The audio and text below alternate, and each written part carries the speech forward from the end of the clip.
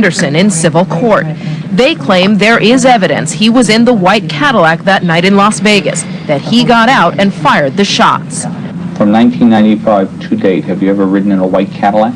No. Do you know anyone who owns a white Cadillac? No. Anderson, an alleged Los Angeles gang member, has vigorously denied any involvement in the murder and in depositions claimed he was not at the scene. The estate In a white Cadillac? No. Do you know anyone who owns a white Cadillac? No. Now, right here, where you see this pole and this coming to 2023, that's where the car wash was. They done tore around the whole area. The car wash was right at this corner, right here. Right to your right here, and this area is closed up as well, is Mom's Burger. This is the location where Orlando first saw the brothers from Corner Pocket at the car wash. And then that's when, at that point, I subsequently found out that he was here. He saw the two brothers from Corner Pocket that owed his brother or owed his uncle Keefe D some money or something.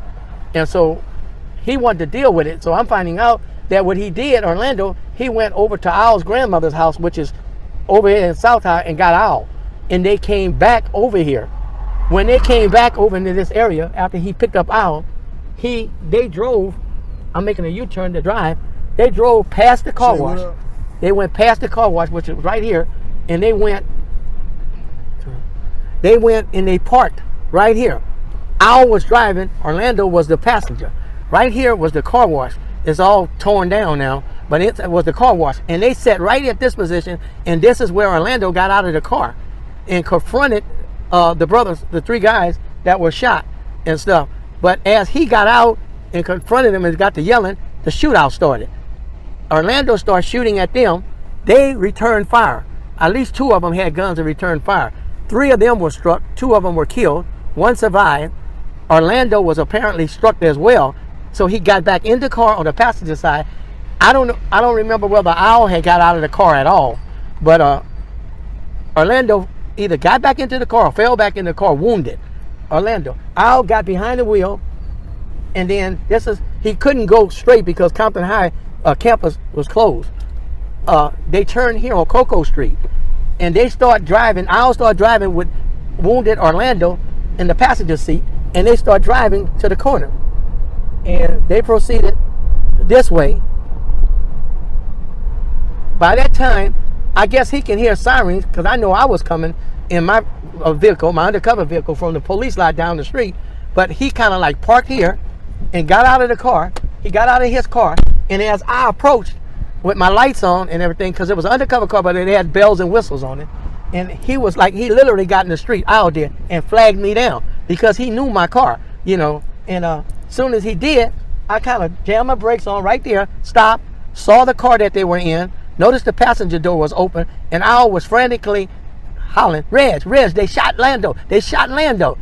I immediately knew I was responding to shots fired call, and you can kind of hear shots on the rear lot of the police department. I'll show you where it was. But Michael, as soon as I saw that, I knew the car wash was just about a block or two away. I figured that was the scene of the call we were responding to. But when he said Lando was shot, I immediately surmised that they were involved. So I hooked Michael up right quick, walked him around his car, walked him around as my backup was coming. And as I walked him around, we got to the passenger door. I looked at Orlando with the door open, and I knew he was gravely, if not dead at the time, he was near death. I immediately called for paramedics and stuff, walked him back a little bit away from the car, and that's when my help showed up. A couple of my gang guys, Richardson and Aguirre, they popped up, and then I think eventually the chief rolled up, Yuri Taylor rolled up. But I immediately said, I got to get to the scene. So I turned Al, Michael Duro, I turned him over to my two officers to take to the station as the other officers waited for the paramedics to show up. The paramedics apparently showed up. I wasn't here because I took off, went around the corner to go to the scene of the shooting, which was at the car wash. But that's kind of how things happened right in here. We're coming down from the scene where Al, Michael Duro flagged me down. But I rode, I can hear shots, but at the same time, I can hear dispatch putting out over the radio gunshot victims at the car wash over on Alameda, on Alondra. So I start responding from the rear lot. Right in front of you in that brown building, right past these trees, is the rear lot of the police department. I don't recall if I was leaving the station or coming out of the station when I heard the shots and when I heard the dispatcher over my radio saying gunshot victims at the car wash over there on Alondra, on West Alondra. At the time, it's Compton Sheriff Station now, but at that time, it was Compton Police Department. And this wall wasn't up here like this. This retainer and this gate and all were put in by the Sheriff Department when they came in 2000. But back in 93 or 92, when this happened, this was Compton Police Department rear lot, and this is where I rolled out of to head toward the gunshot victims. A lot of people didn't want to believe the scenario we had that day about him heading back to Southside. They was figuring that he should have been trying to go to the hospital, which Martin Luther King would have been the nearest one, emergency room, but that was going the other way. Matter of fact, I did talk to him after he was arrested. He told me he was trying to get to the hood to get some help for Orlando.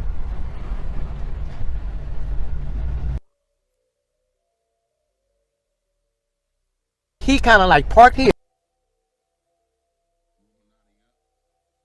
No one's speaking about it at all.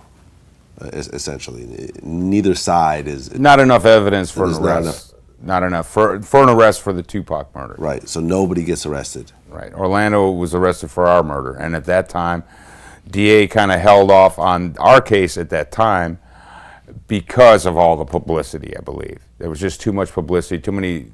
They just descended on Compton at that time when we did those warrants. And I think the DA wanted us to do a little more work on our case even. And then actually, we had sent that case back, and then Orlando Anderson was killed like a year later, about a year and a half later. And at that time, the case was back in the DA's office, and were filing the case on Orlando and DeAndre Smith. And it was just, actually, if he would have been filed on sooner, he might still be alive. Okay. Do you know the situation around Orlando's actual murder? Yes, we handled that case along with Detective Aguirre. What happened?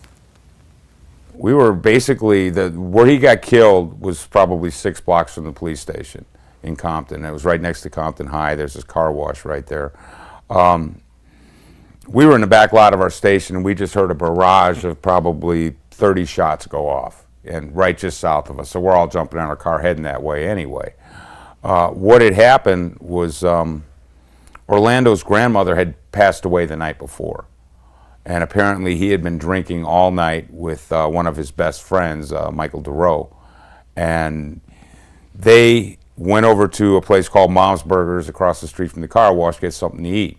Well, he sees a guy that owes, from another gang in Compton, a Crip set in Compton, that owes his uncle and his friend DeAndre, I forgot if it was $5,000, $10,000, somewhere in there, about $5,000 over some cocaine. Yeah. So he decides, because they've been drinking and everything else, they got a gun in the car, they're going to go over and jam him up about the money he owes. Well, this guy's from another gang in Compton called Corner Pocket, and some of the other Corner Pocket gang members were there, and they start coming up like, hey, what's this all about? Why are you jamming them up? And next thing you know, Orlando pulls out a gun and shoots 2 of the Corner Pocket persons that are there, or shoots one of them right away, and then another Corner Pocket guy starts shooting back at Orlando, and pretty much hits him dead center. I mean, he wasn't alive much longer after that. His partner that was in the car with Orlando took the gun and then started shooting back, and ended up shooting another Corner Pocket guy that shot Orlando. They went around the corner, crashed the car, and we were pulling up there when Orlando was being pulled out of the car. The other guy took off running, dumping the gun. And we're waiting for paramedics, and one of our partners, Ray Richardson, was over there talking to Orlando, and he was basically taking his last breaths at that time. And 2 of the persons at the gas station that they were shooting at also died that day. So it was a triple murder, and it was all dope related. Had nothing to do with the Tupac. Nothing to do with Tupac. Because when you heard of Orlando getting killed a year later, the first thing you thought was, oh, this is in retaliation. Oh, I've seen things on the internet and everything else about people that were there. Is, I guess, at a store across the street from a gas station. He was at Mom's Burger, a famous little burger spot in Compton that was directly across the street from this car wash. Right. And right behind the car wash was the... About Tupac's murder as he was dying to try to get a death confession? It's still, that's still, definitely a police, one of my gang guys, Ray Richardson did go toward the unit, went, because he was on the unit, you know, how they roll you in, and I think Ray approached him and said something to him, and then Ray subsequently told me, because he asked him, you know, about the shooting, and then he said about the Tupac thing, and he said, go to hell. He told Ray where to go, you know. Told him to go to hell. I don't know if it was to hell or where, but it wasn't nice. Ray Richardson would have to tell you, but that was the response that he got. So Ray came off, and they went on their way. And I mean, up to this point, had you ever questioned Orlando about the Tupac shooting, or no? Never saw him until Never saw him. Okay. What's ironic about this whole situation is that I interviewed Chris Carroll, who was the first responder in Las Vegas during the Tupac shooting, and he said as he pulled Tupac out of the car and he tried to get a death confession out of him, when Tupac realized he was a cop, he said, "Fuck you," and then slipped into a coma and ultimately ended up dying. I looked at him once again. I said, "What happened?" Hey, shout out to y'all. Run the likes up. Drop where y'all watching from in the comments. Let's get ready for this trial. They starting in about 9 minutes. Trial starts in about 9 minutes, y'all. We just watching some videos, some flashbacks, just keeping it going, keeping it entertaining. Shout out to y'all, man. What y'all got going on? Where y'all at? Let's go. Fuck you. And he said it just like that, with the emphasis on that F to, you know, to really let me know. That's how we felt. Oh, we got Sean Puffy Combs in the chat. Let's go. He said it, he just kind of started, you know, gurgling, and you could tell he was in bad shape, and his eyes, he's starting to lose consciousness then, and his eyes roll back. And as it turns out, that would be his last conscious moment and his last words. And it's so interesting how these two men, you know, who are always going to be tied together in this twisted type of way, both of them told the cops to go fuck themselves as they're trying to get death confessions out of them. Well, that's the mentality. It's the mentality, yeah. To the old gangsters back in the day when they get ready to go to the to the, what they call it, when they go execute them, they go down hard. Yeah. I mean, after, after Orlando passes away, did more information come out about the Tupac shooting? Because, you know, a lot of times people are more prone to talk about someone when they're no longer there.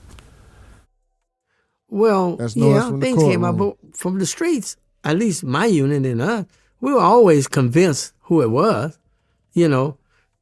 Matter of fact, as it came to me with my sergeant, Bobby Baker and them, they started investigating the Tupac shooting the day after and started getting information. Matter of fact, I remember Sergeant Baker found the white Cadillac that they were in that was the bullet holes or something were being repaired at a body shop that we were familiar with. Yeah. And Bobby ended up going there. I think found out it was a rental car or something, but the actual car. Excuse me. And then during the raids that we conducted, at least at some point, doing it, they thought they found a gun at a stash house in Southside that was similar caliber and all that. That eventually I heard the stories that sheriffs eventually got involved or something and did the ballistics on the type of weapon. How that came out, I don't know, because at the time the sheriff had taken over, was working with Las Vegas and that kind of stuff. All those things start happening.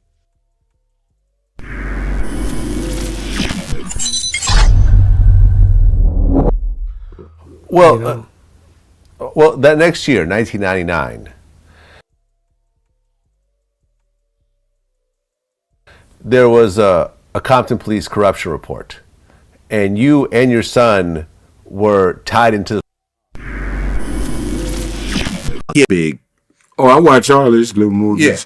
What's that? Blood and Bones. Blood and Bone, Outlaw Johnny I Black love is that the new shit. one. Check out Yeah. his new one. Oh, you got a new one out? New one, yeah. It's a Western movie. Yeah, I like him. Yeah. But, he's a good friend of mine. He lives right around here. He's on my show all the time. And he's a big, strong dude. He's a martial artist, anything else like that. And he told me about this one time he was in Malibu. And he saw Suge just like hanging out by like a balcony or something at a restaurant. So he starts walking towards Suge just to say what's up to him. He said Suge saw him and didn't recognize him. He said Suge was getting ready to just jump over the balcony, thinking that he was about to attack him. And when he got close, he's like, "Yo, Suge, what's up?" And Michael, he's like, "Oh, okay." But he said that, like Suge didn't have all his guys with him and everything else like that. Then my girl at the time takes me out we go to Joffrey's in Malibu. And the maitre d' is taking us this way. But I happen to see Suge and his wife, or I don't know who it was, at the balcony area outside. And so immediately they're walking this way, and I'm like so surprised to see him. And he was just in a jovial mood. Like he was just kind of, just looked like he was just having fun. He was out there. And I was just so surprised. And I walked toward him. And he turned as I was walking toward him. And he like bristles. And he kind of looks over the back. I could have did something to Suge. Just like the rest of us can get knocked out and shot. It's different with Suge didn't say, "Okay, I need y'all to shoot me so I can be a gangster." He didn't know he was finna get shot. Court about 4 minutes, y'all. I've had Suge in so Court starts in about 4 minutes, y'all. Court starts in about 4 minutes. Let's go. Suge. It was so easy for me to be mad at him opposed to hang out with him because I was getting a check. Motherfucker, I'm coming to the office. You got something to say? I see you up there. He won't be there, but my check will. You know what I'm saying? I know what type of cat Suge is. It wasn't Suge. It was the twins, his cousins. So we've been in a lot of shit, me and Suge, since from 88 until Bunchu got out of prison. Suge has been, I ain't gonna put my foot on his neck no more, but the shit that dude said on his podcast pissed me the fuck off. So I say, fuck Suge. Suge he ain't that dude. He ain't that dude for him to even be talking. I bet you if Suge was on the street right now, Suge wouldn't say shit, half of the shit that he's saying. You know what I'm saying? So, me personally, I'm gonna let him be a pussy. You are who you are, and whoever believes Suge is this and that, I'm here to tell y'all, Suge ain't never had a red rag in his pocket. Suge ain't never carried a goddamn gun. Suge ain't never did shit. Suge was in the house before dark. Miriam was. He ain't that motherfucker. So for him to be talking like that, maybe just gonna put that nigga out there. I ain't gonna do it. But I can tell everybody that he ain't punking me, and he never have. And none of the cats that were assigned to him. You know what I'm saying? He ain't talk shit to Buntry. He ain't talk shit to Neckbone. None of these dudes. So all that shit he doing behind bars is a fucking joke, man. You know what I'm saying? This Keefe D shit, the only reason why he's saying that, I got Crips on this side, I got a Crip on this side, I got 2 Bloods on this motherfucker with me. Maybe I could save face and I'll never testify, I'll never this. Even in jail, you ain't that motherfucker. Cause you wouldn't be in you'll be out there walking the yard if you was that motherfucker. You just a big dude. I mean, what is Suge's situation in prison? Is he in protective custody or is he in general population? He in protective custody. Okay. Suge has stepped on a lot of motherfuckers. And there's a lot of motherfuckers that lost their lives or in jail. We got homies in jail right now that Suge was fucking afraid of, and you know, I ain't gonna even say that. That Suge was afraid of and couldn't do nothing to. Rock Chisholm, what's up, my nigga? Couldn't fuck with him. When Suge say turn your cars in, Rock told him fuck you. And sold the motherfucking car. You know what I'm saying? We had homies that was fighting against each other, stabbing each other for this clown. But they didn't want to listen to Mob James, the one that drank. They was listening to this fool. But we got homies getting killed. So Suge he good where he at. I think I did something with, I believe it was Chris Blanchard. Remember from Channel 11? No. From Channel 11 News, Chris Blanchard did a story and when my brother was killed. And I basically just told Suge to stay the fuck away from my family. You know what I'm saying? So when he continued to fuck with my brother, I went after him. I went up to the office looking for him. I went there for him. You know what I'm saying? So Suge need to tell those stories instead of this bullshit he doing. Yo, fuck your podcast. Keep it 100 on your podcast. Because I'm going to keep it 100 on this shit. So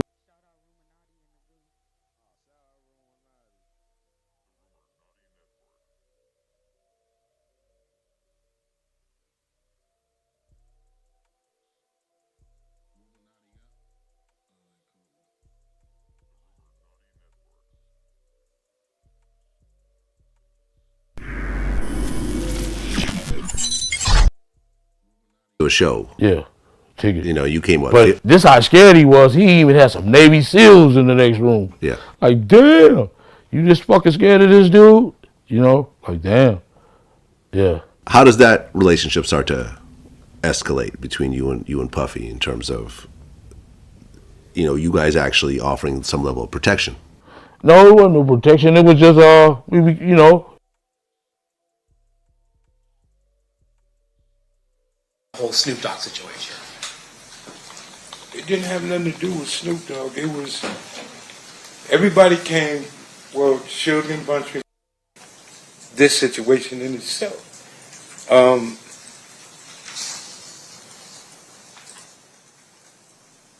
Living the life and how we lived in Compton is one thing. You bring back all of the guys that made it, like me, I'm 61 years old now, to rehash and relive this situation again. I told every attorney in here that tried to get me to come here, you better treat me as a hostile witness. And I think that's where I'm about to go now, because you're asking me questions, I can't answer those questions. Okay, well, let me ask you this. Then I'm not going to speak on Orlando. Let me ask you something about yourself. There was a rumor that Tupac had knocked you out one time. I'd have killed him. That would have been your response if that happened. Yeah, I'm being honest with you and everybody else. I said it on my podcast show. Him, Suge, and my brother. I'd have shot out 3 of them if he touched me. That's how I was living. Why is that? That's what I was back then. And so, is it fair to say that your reputation and your standing in the neighborhood would require you to do something if you're going to get punked by somebody like Tupac? You don't have a choice, or you can't be there. I'm sorry. We're doing some side talking. No, that's my fault. I asked, that being in the life that you were, if somebody like Tupac is punking you, like by punching you in the face or something like that, you would have to retaliate, or you would lose your place in the neighborhood. You would have to go back home and fight everybody that called you a punk. You would have to go. There's some rules that you roll with, and some rules you just got to handle. Certain things need to be dealt with, adjusted, living that life. And when I was living that life, it wasn't no ifs, ands, or buts. It wasn't no, oh, you get a pass. No, I'd have shot him, to be honest. So then you had mentioned, I'm not going to ask you to go into any specifics, but you had mentioned that after what happened here in Las Vegas, there were issues between the neighborhoods. How long did that last for? Was it like, all right, one day we're good, everything's done, or did it last for longer than that? No, it was tension in the air for quite a long time, until I guess both sides, and he might agree, just said, let that shit go, because it really wasn't our beef. This was between Suge Knight and Keefe, and people put themselves in situations like myself. I'm guilty as everybody else. Like myself, I put myself in a situation to protect something and somebody that didn't have nothing to do with me. I did it for a paycheck. I did it on some just because. I'm older now. I get it. But we did things for all the wrong reasons at that time, in them days. Hold on now, Keefe D did step in kind of clean. I see you in the chat, boy. That you did step in court kind of clean today. The tie with the little handkerchief match. I see you looking pretty dapper today, boy. Your ass still going to prison though. Okay. Allegedly, I don't know what's going on. Y'all run them likes up, share the stream. Let's go. Excuse me? Have you ever met me before? No. Have you ever spoken to the district attorneys prior to your testimony here today? Once. And is that what you're referring to is the time that you told them, like, hey, any attorney here is better treat me as household because... Yeah, I told him I didn't have nothing to do with it. Now, a couple questions for you, sir. This is more for clarification. So on the night of the murder, you were working as the head of security for 662. Yes. Explain for us a little bit about the club. Was that Suge's club or was it somebody else's club? Suge, to my understanding. Okay. And when you were there as head of security, were you there, had you worked there as head of security prior to this particular night? We did an event there once before. Yeah, same thing. Okay. And on this particular night, was this an event like some type of fundraiser or something for police officers or anything like that? Do you recall what the event was for? We wouldn't have been there. Okay. No. What was the reason for the event? It was Mike Tyson fight. Tyson was coming back. Tupac was supposed to perform like other people, and we was there for that. Okay. Can you describe for us how big the club is so that we can... 30 years ago, a little bit bigger than this room. So it's relatively, it's not like a two-story. It's not, it's small. It's small. All right. And in terms of the club itself, you were there and you were sharing with us that there were other people that were there. Yes.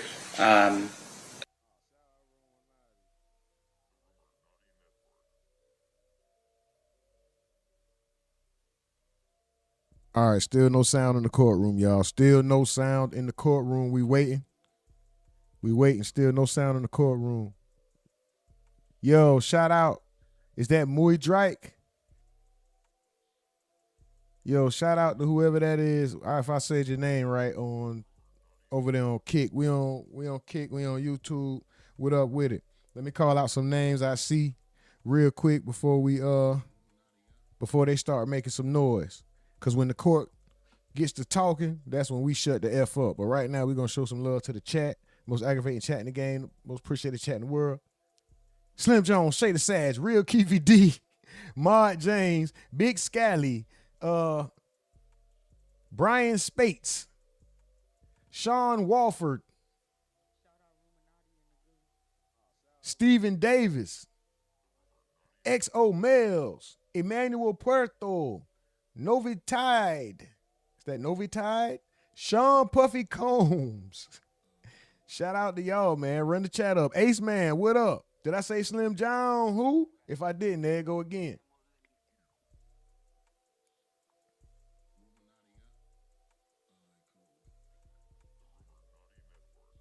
All right, y'all see the judge's lips moving. It still ain't no sound, though.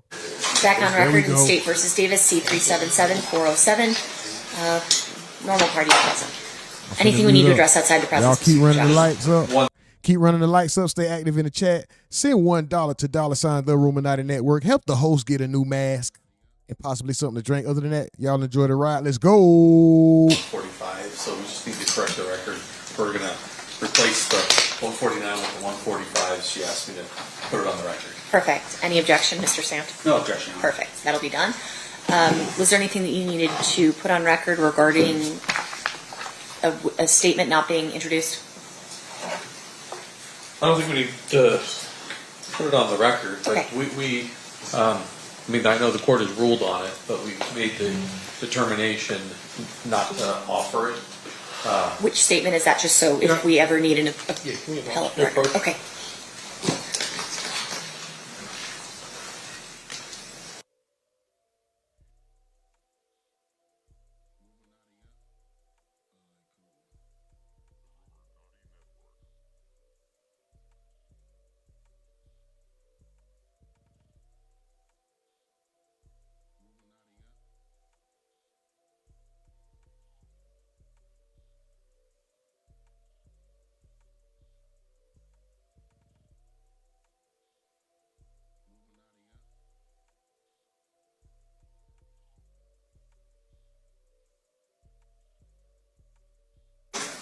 All right, anything else we need to address before we bring the jury back in? No, Your Honor. No, Your Honor. Okay, let's bring them in. Stand for the jury.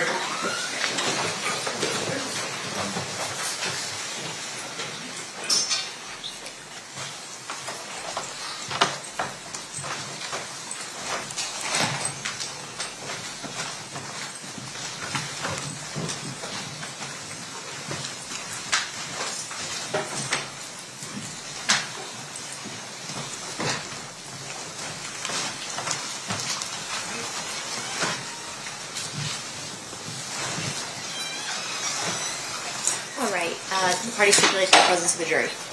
Yes, Your Honor. You may be seated. Welcome back, ladies and gentlemen. We are still in the state's case in chief.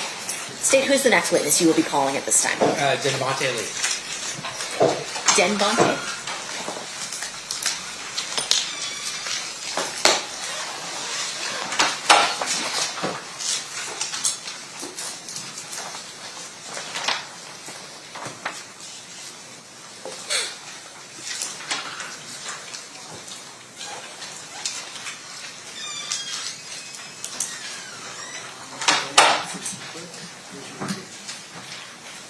You do solemnly swear the testimony you're about to give in this action shall be the truth, the whole truth, and nothing but the truth, so help you God? Yes, I do. You may be seated.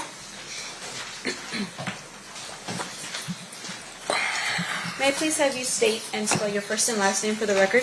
Devontae Lee, spelled D-E-N-V-O-N-T-A, last name Lee, L-E-E. Thanks, Mr. Lee, for being here. Mr. Quall, whenever you're ready, you may proceed. All right, thank you. Sir, you did not volunteer to be here, is that fair? No, I didn't. In fact, you're under a court order to be here? Yes. Through a subpoena?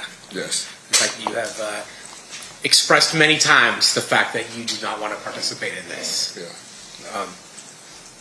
But understanding that you're a court order, you don't have a choice whether or not to sit in that chair. Is that fair? Yeah, that's fair.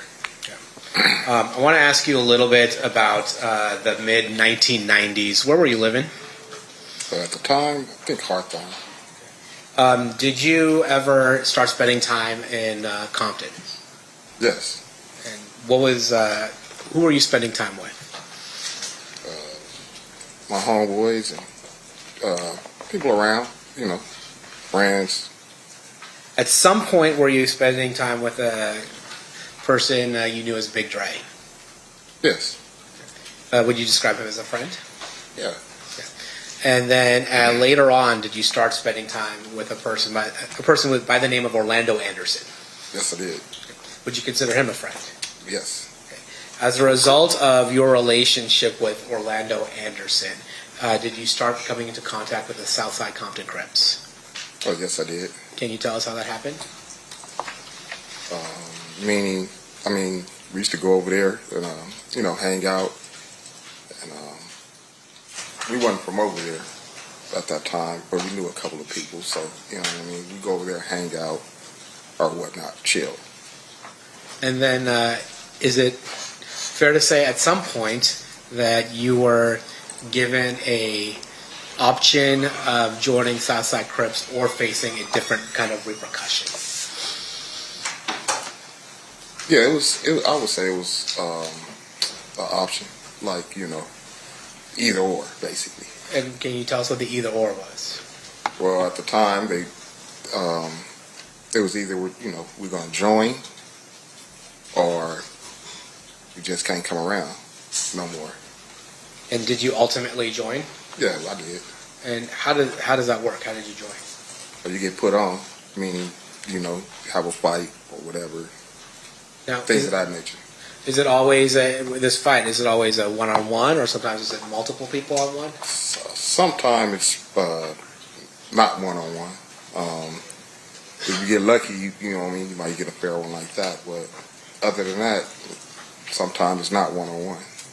And when you say a fair one, you mean a one-on-one. Yeah. All right. And so when you did you get a fair one, or did you have to get jumped in by multiple people?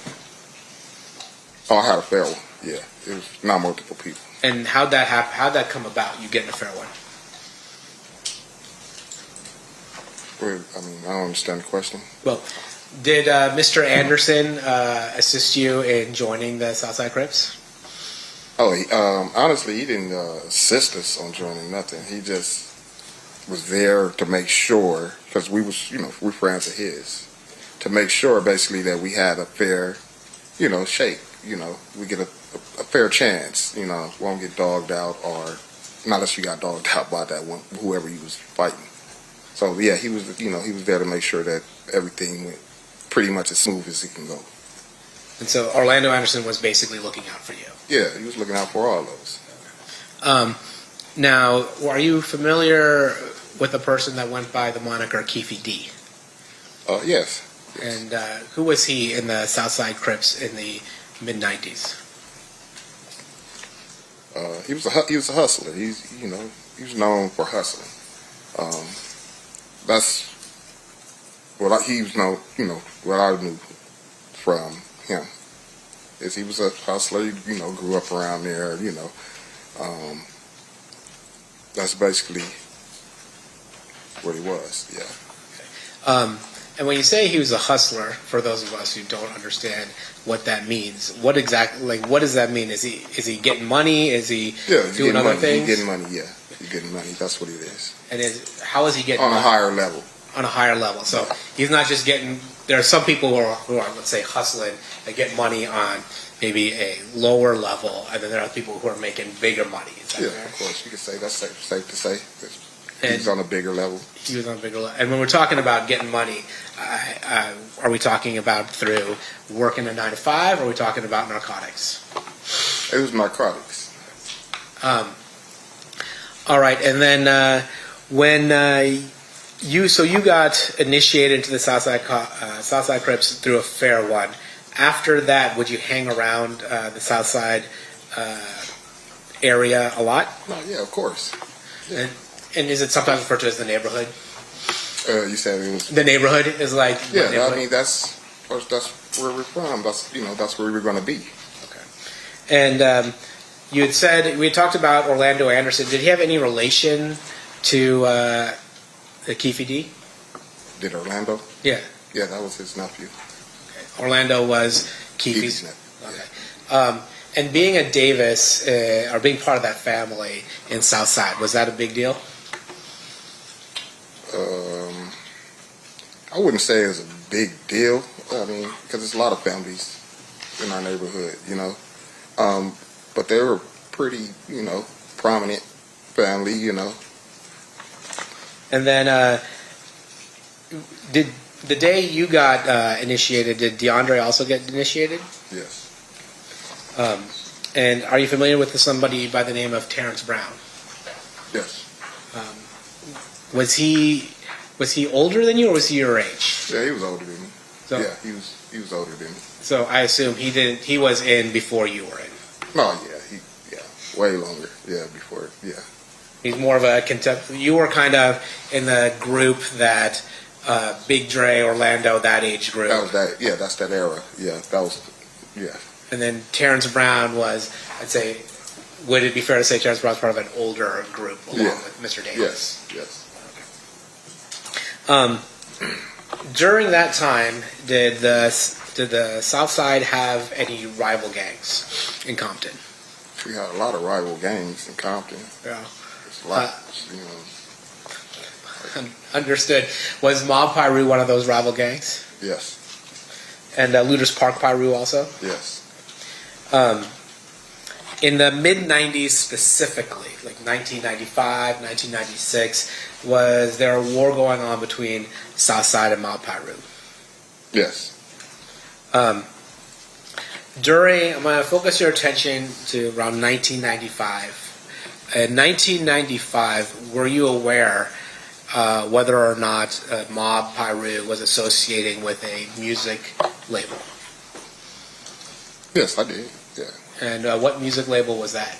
Death Row Records. And were you familiar with somebody by the name of, or went by the name of Suge Knight? Yes. And would you say that he associated with Mob Piru? Yes. Were you familiar with somebody by the name of Tupac Shakur? Yeah. And would he also associate with Suge Knight, Death Row, and Mob Piru? Yes. Now, with regards to Southside, were you guys hanging out with another record label? I mean, we have hung out with another record label. Yeah. Yeah. And what record label was that? It was Bad Boy. And Bad Boy, is that the record label that was being run by Sean Puffy Combs? Correct. And when you say you would associate with them, what would you go to concerts? Would you just hang out? What would be the nature of the connection that you saw between Southside and Bad Boy? I mean, we went to a couple of like concerts. I've seen them before. That concerts or they came to our neighborhood before. And that's it. And when you would go to concerts, who would organize you going to that concert? How would you know to go to the concert? Well, we just basically all do because they say we got tickets or da-da-da-da, and we all, they'd be like, okay, we're going to go to the concert. You get your ticket and you go. Would you, was your understanding part of it was to ensure that Bad Boy was not bothered by other gangs? That was the basis of it, I believe. Yeah, I would say that. And was there a particular gang that people in Bad Boy were worried about? Hey, y'all, run the likes up, please. Run the likes up. Stop what you're doing and run the likes up, please. I want to take your... It costs you nothing to hit the like button. It's free. Please hit the like, y'all. Let's go. Lakewood Mall. Are you aware of an incident that took place at the Lakewood Mall in the summer of 1996? Yes, I am. How are you familiar with that event? Because I was there. And that summer of Lakewood Mall, what happened? What were you doing at Lakewood Mall? One of our friends, he was going off to college, and he had went up there to grab some things to get prepared for college. So we went along with him. And, do you know where the money came from for this person who's going to college to get these things? Yeah, Keefe was helping, try to get, he needed, a lot of, I don't know what college kids need really, but, need a little TV probably, a little, clothes, and things of that nature. And Lakewood Mall's not in Compton, is it? Not at all. Is it fair to say it's about 15, 20 minutes away from Compton? Yeah, if that. And just so things have changed in the last 30 years. Of course. Likes just went from 60 to 94. Let's go, y'all. Keep running it up. I appreciate y'all. I'm not going to interrupt anymore. As long as y'all keep engaging, I swear I'll stay quiet. Thank y'all. You were there with other Southside Crip members. Is that fair to say? Yes. And was Orlando Anderson one of the people that were with you? Yes, Orlando. Double tap the screen. If you're watching vertical, double tap the screen. I'm quiet. Y'all got it. I'll check back in and show love to the top 10 in a little bit. Let's go. Yes, we did. Can you tell us about that?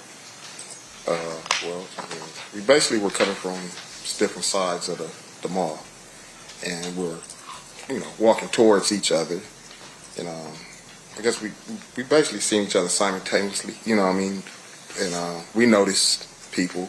They noticed us. They kept, coming our way. We kept coming their way, and a couple of words was exchanged once it got close enough.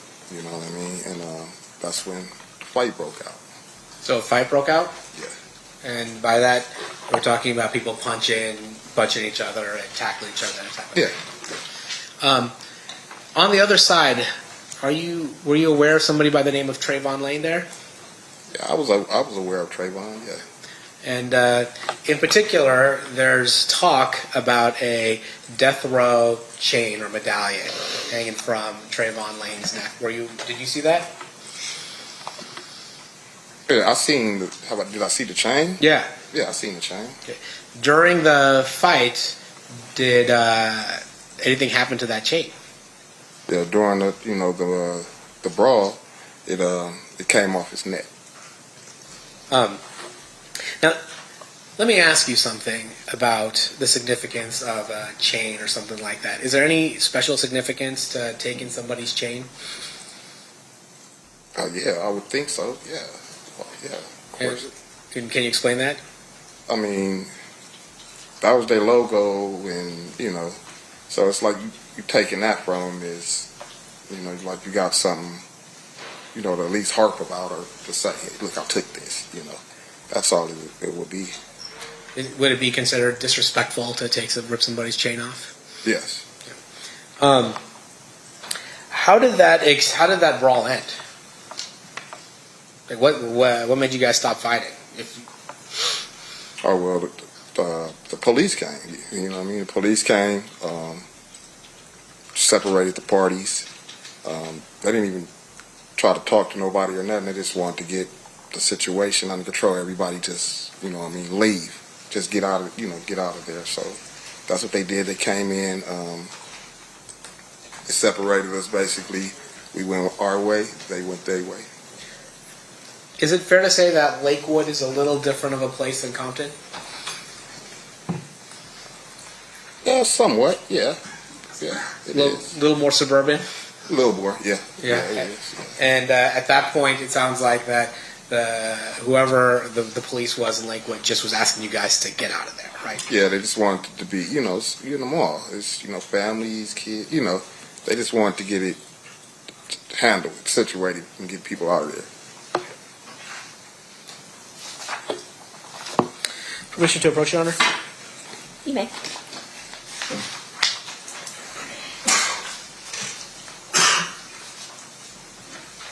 show you some photos. Exhibits that's already been admitted. I'm going to show you Exhibit 62. Who's that? Mr. Davis. Show you Exhibit number 63. Who's that? Mr. Anderson. Show you Exhibit number 64. Who's that? Mr. Smith. Let me show you Exhibit number 65. Who's that? Mr. Brown. Let me show you Exhibit number 60. Who's that? That's Trayvon. Okay. And I'm going to show you Exhibit number 70. Do you recognize the people in here? The ones' faces that are blurred? Yeah, the people I know is Orlando, me, and Big Dre. Okay. And then, is this just a wider out version of that photo? Yeah, same thing, same deal. What I just told you, us three. Okay. And then I'm going to show you what's been already admitted, States 66. Do you recognize who's in that photo? Yeah, Orlando and Keefe.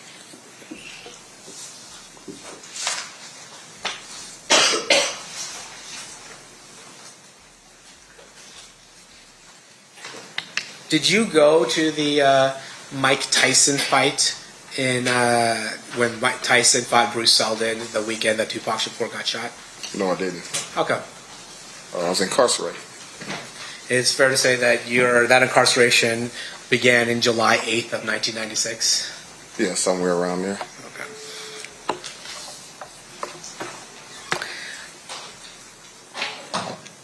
Okay. In 2006, is it fair to say that you started doing work for the DEA?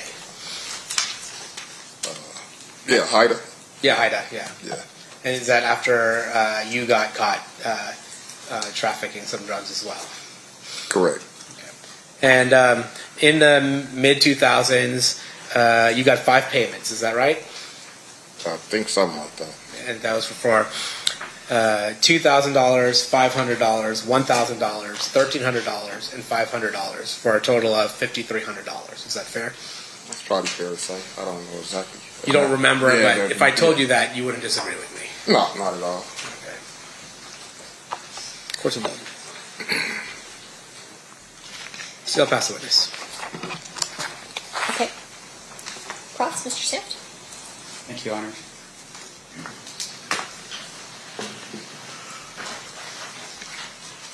Mr. Lee, your street moniker is Dirt Rock. Correct. Okay. And how did you come with that moniker? How did that happen? It was given to me.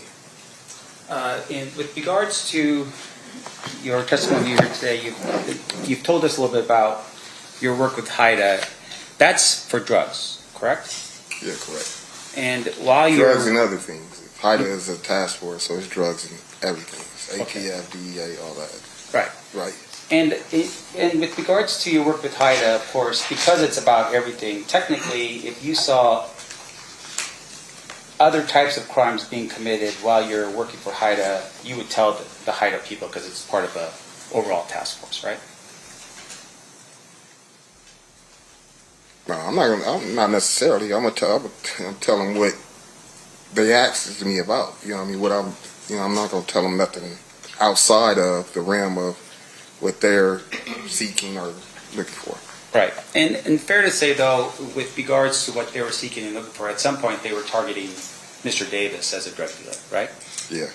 And so you were helping them with that information that they needed, right? And that information came in early of 2008, meaning that you were helping them in April and May and that kind of thing. I'm not sure the dates, but I eventually was, helping them. Yeah, Okay. I don't remember the dates. Your Honor, would a review of a report from the DOJ with regard to your participation help refresh your recollection? It might, yeah, sure. Yeah. Yeah, okay.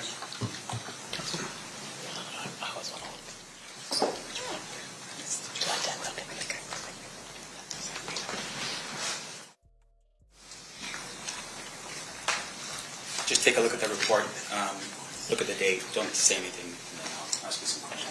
I got the date. Where's the date? Is it?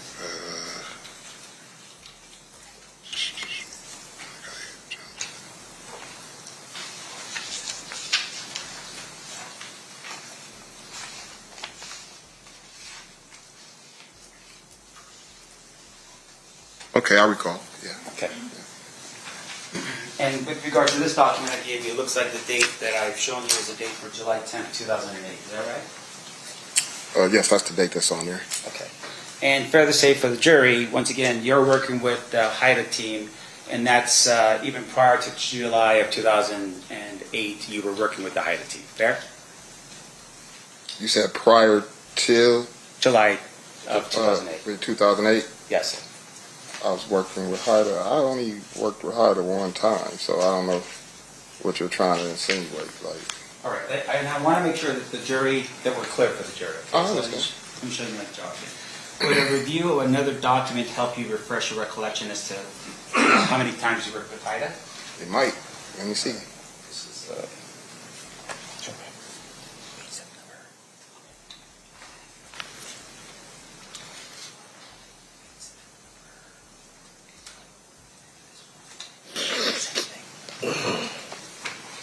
yeah, Bush, Your Honor? You may.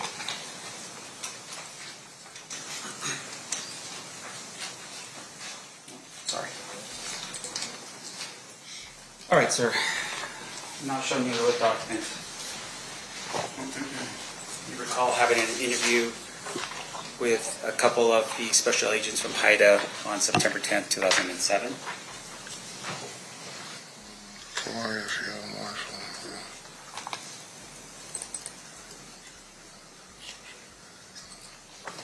Yes, I recall. All right. And then also, once again, just for the jury's edification, showing you a document here.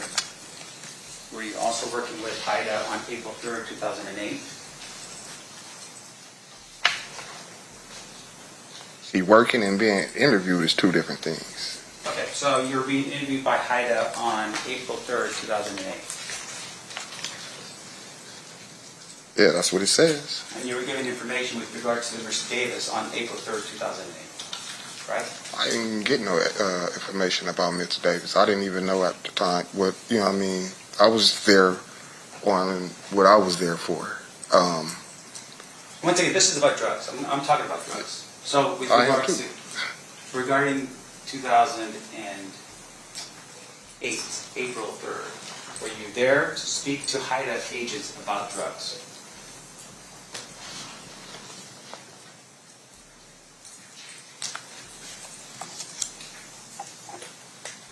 Yeah, pretty much. Not entirely, but yes. All right. When you say not entirely, what do you mean? I'm saying we did talk about drugs. We talked, yeah, we did. Anything else besides drugs in your 2000? I want to make sure the jury understands. Okay. Anything in April of 2008 besides drugs that you talked about?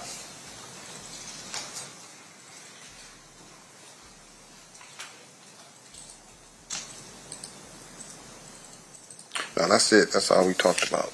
All right, thank you, sir. Now, in your time that you've spent with HIDA, you had shared some information with regards to what we now call the Lakewood incident. Remember, we just talked about this a second ago? Yeah. All right, can you tell the ladies and gentlemen of the jury when the Lakewood incident occurred? It was in 96. I want to say July.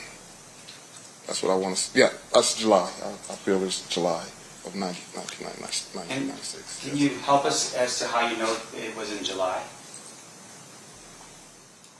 Yeah, because it was the summer. It was in the summer. And he was getting ready to go to school, so I know he had to be there that summer. You know, start up his training and stuff for football.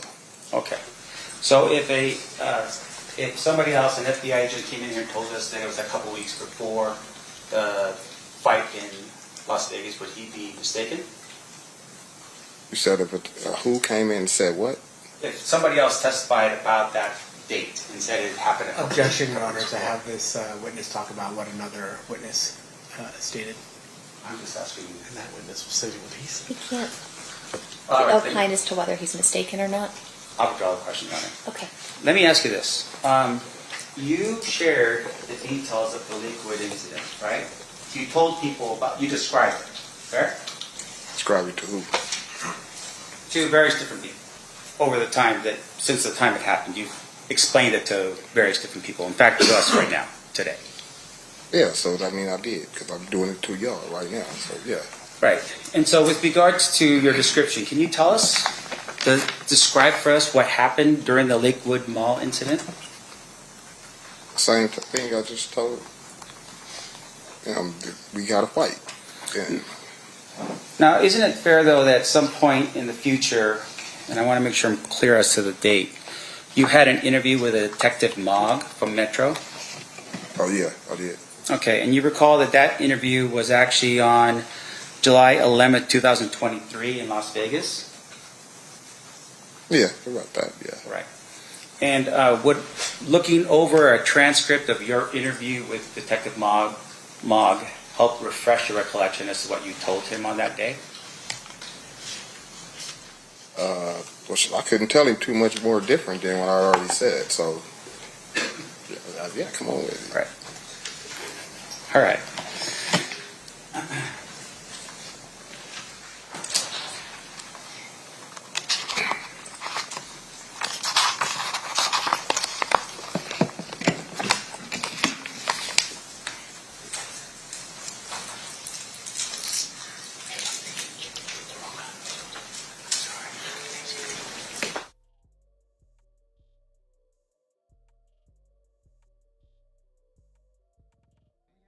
Yeah, put you on. Yeah. Okay, sir. I'm showing you your statement here.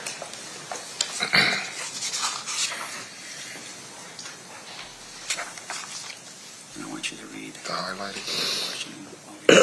Yeah.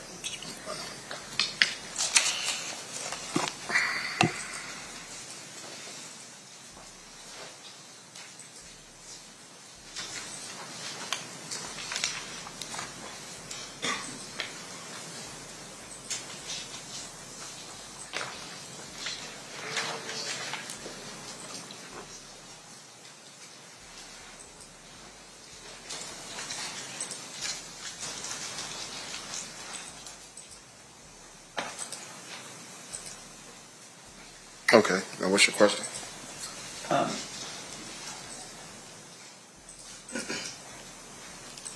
Now, with regard to what you reviewed, fair to say that you told Detective Locke a more specific sort of thing that happened at the Lakewood Mall, right? Yeah, I would say. Yeah. Can you tell us, for instance, the location of where the fight took place? Yeah, it was by Foot Locker. By the Foot Locker. Yeah. In fact, you had made mention that the fight at the Foot Locker was so bad that they had to remodel it after the thing had gone down at the Lakewood Mall. Fair? Yeah, it's turned into the World Foot Locker. Right. You described it as mayhem that was occurring in that Foot Locker. Yeah. Okay.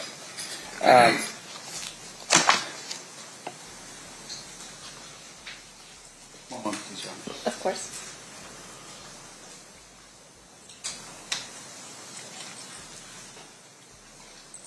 Your Honor, I have no further. Actually, I do. Sorry, let me back up real quick. Nope, that's it. I have no further questions of this witness. Any further questions, Mr. Phil? Of course not.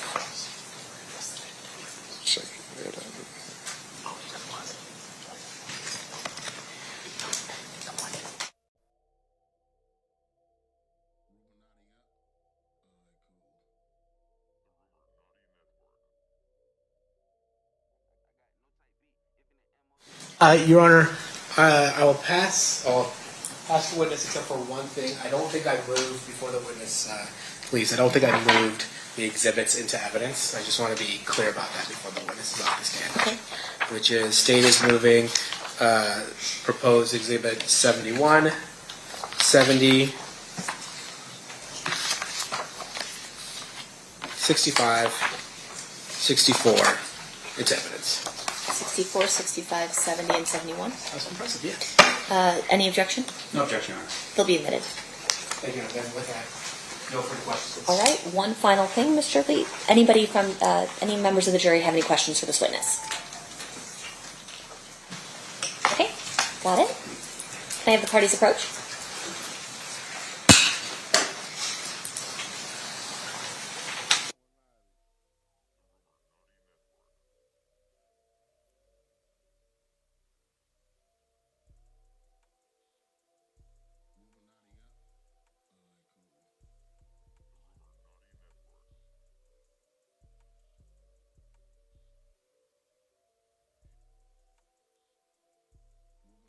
All right, a question from one of our jurors, Mr. Lee.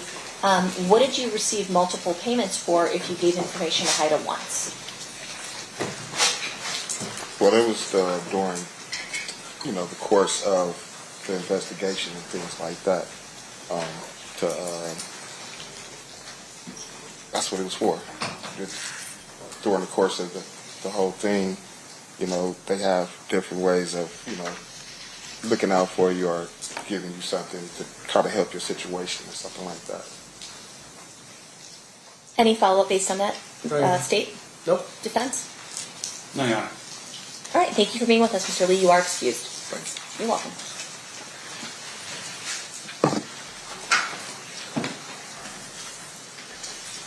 Who's your next witness, State? So we're going to play the 2008 statement, which I think will probably take up the rest of the day. Okay, so it's already been admitted. Remind us what exhibit that is. That's a great question. I think it's going to be. Actually, I don't know. I'm going to have to grab the disc. Okay.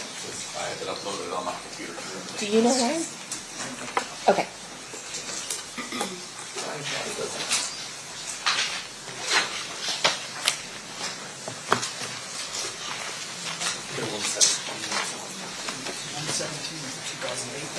Yep. All right. So you can proceed with playing Exhibit 117 then. Thank you.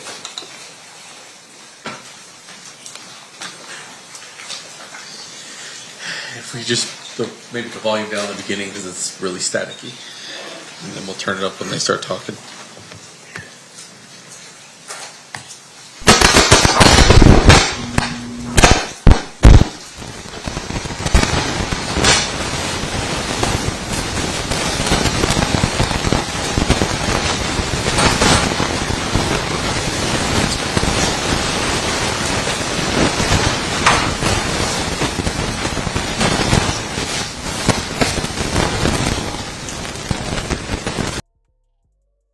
I don't know what the court got going on with their sound, y'all. That's the court audio.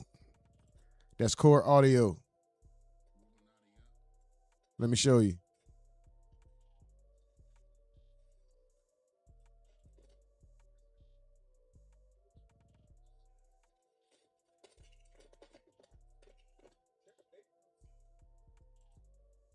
Inside. With no law enforcement mingling with us. So, as far as you know, law enforcement wasn't hired by Reggie Wright to provide additional security. Metro posted up.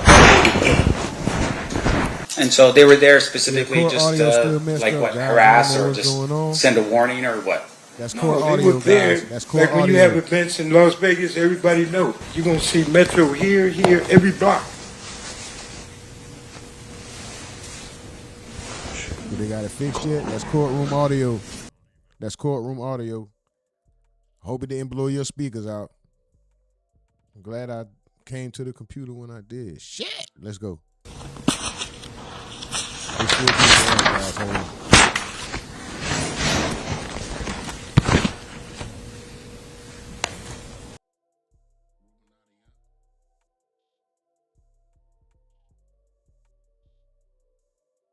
It's courtroom audio, guys. I think that happened for a reason, because I needed to ask y'all a quick question. Did y'all hear that?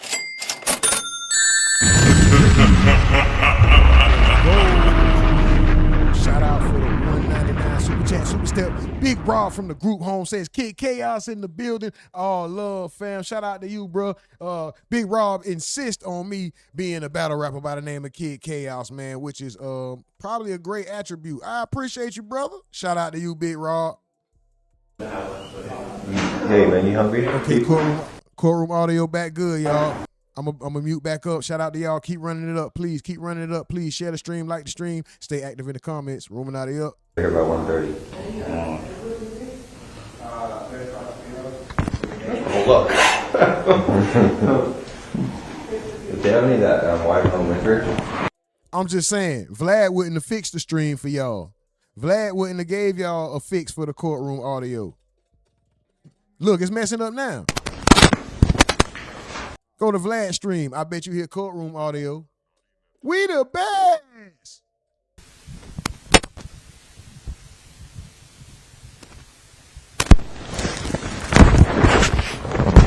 I bet you when they go on recess, Vlad ain't got no videos for you. I bet you Vlad ain't got no entertainment for you. Oh, okay.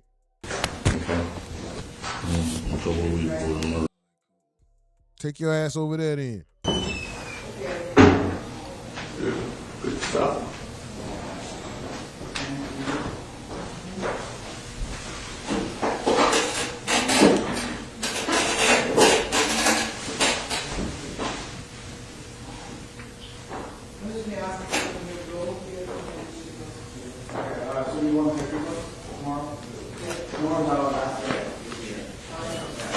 Who is this guy again? Fufu. He was a guy, he was a witness that got shot and killed after the incident. And before he really had a ability to make any statements. Their audio all fucked up.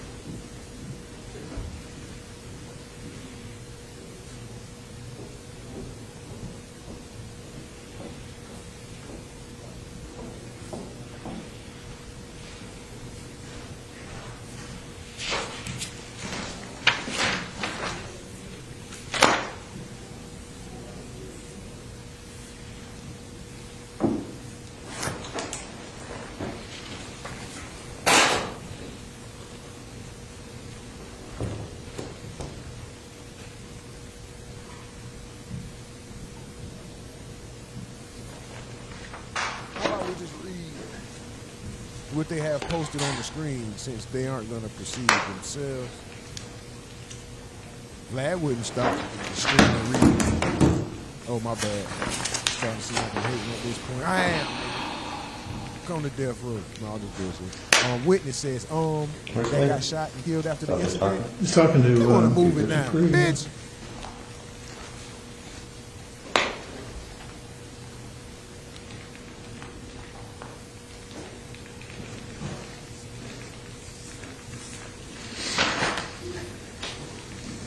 David said, I never saw it. I never said I saw Reggie right up there. Then Kaden says, okay. David says, Kaden says, regarding what? In Compton or at the Biggie thing? David says at the Biggie thing. Oh, I guess he said he never saw him up there. Davis, the Tupac Dripple murder. Drippy? The Tupac Dripple murder homicide in Compton because I'm the Tupac. What? Okay, yeah. What the fuck do that? Y'all see? Never said I seen Reggie Wright up there exactly what either. it says because I'm the Tupac. Okay. Yeah. Speaker 2, a lot of shooting in Compton after the Tupac thing. Regarding what? In Compton or at the Biggie thing? At the Biggie thing. Okay.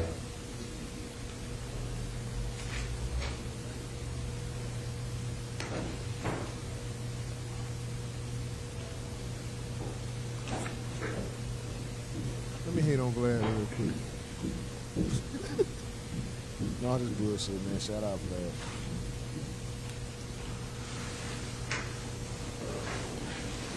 That motherfucker's smart. That had this stream going an hour and a half before the shit even started. Smart son of a bitch.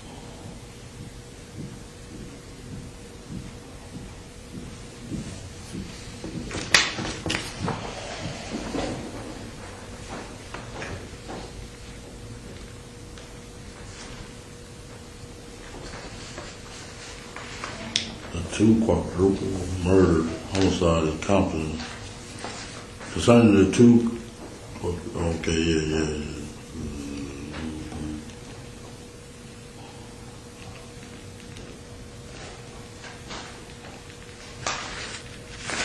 A lot of shooting in Compton after that Tupac thing.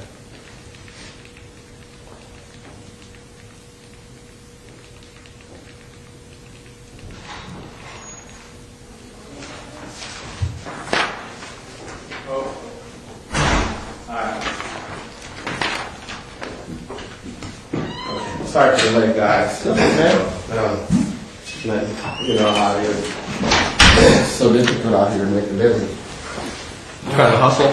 Oh, I'm trying, man, but nobody wants to buy anything from me. No, I'm kidding. Wayne, Yes, sir. Keeps going over his original statements that he gave after his arrest back in 90, whatever. Are you hiding the donuts and coffee like that? These guys wouldn't let me get in. See? I know how y'all is. I'm trying to help you out, man. I'm looking after your heart. See a fat boy here, you guys are like, man, we're gonna fool him, make him come to me. Okay. Oh, God.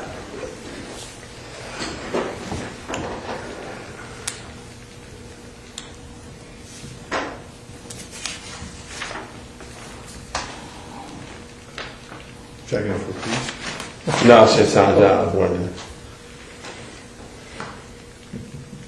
How you guys been? Good, man. Good. How's the holidays going? So far, so good. Really? Yeah, it's coming up fast, isn't it? Faster than I expected. Next week, we'll be here and be over. Which is always a good time. Yeah, no, it is. Yeah.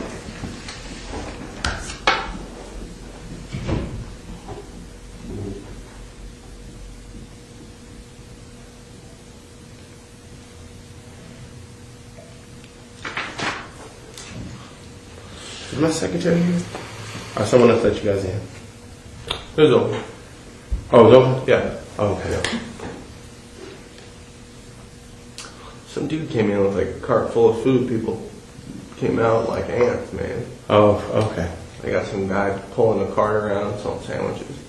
Oh, yeah, they do that around here. That's pretty cool. For people that don't want to go to the cafes, that they come from sweet to sweet. Right. I know it is pretty, because there's not a lot of restaurants around here. Yeah, that's convenient, man. Yeah, it's convenient. Because restaurants are kind of expensive, I guess. Yeah. Yeah, I never eat around here. Does that dude charge a lot? I didn't ask him how much it was. Yeah, probably $5 or $6 or whatever they can get. Yeah, that's cool. But it's a smart move. It's smart because, provide me a couple $100 a day.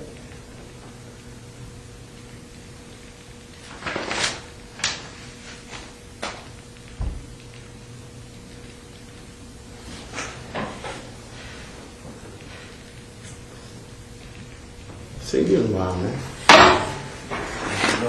Holiday, Yeah.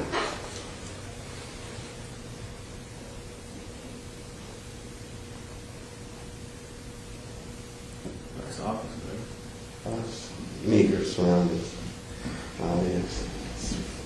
We're moving down the street actually to the death row building. Is that right? Yeah, we thought we wanted to be part of history. That's kind of ironic. Yeah. It's nice that we did it. Yeah, it's real nice. I seen it from outside, not the inside. Yeah, this lawyer and doctor bought it. I know the lawyer. Her name is Shelley McMillan, and this doctor bought it. And they, he's at the hospital right now with his father. He's a minor. It's nice. Okay. Yep, I've already. Okay. That's a Nike watch? Yeah, I've already spoken with somebody from your guys' office and provided it all. Oh, okay. Probably 2 weeks ago. Nice.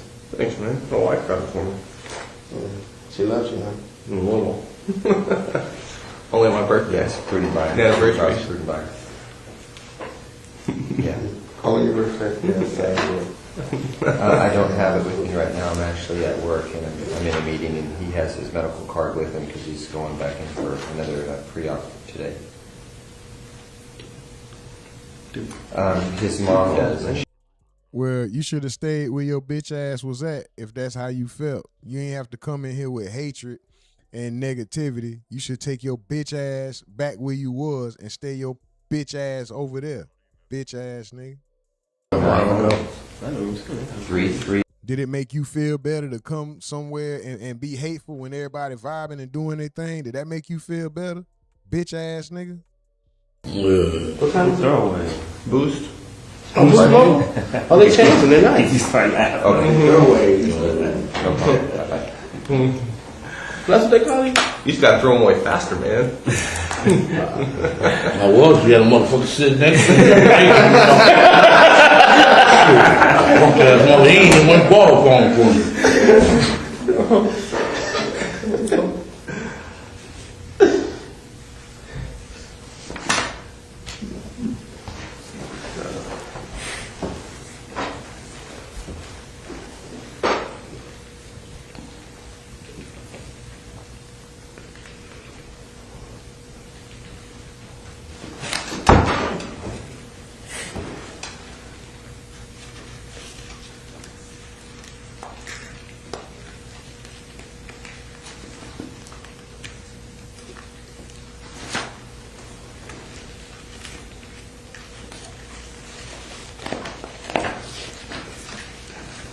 I like the way that Vegas does their reports.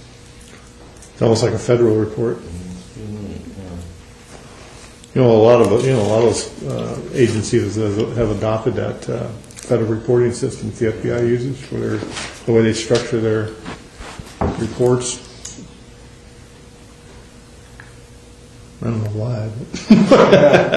Anything's better than LA though. LA are so screwed up the way they do it.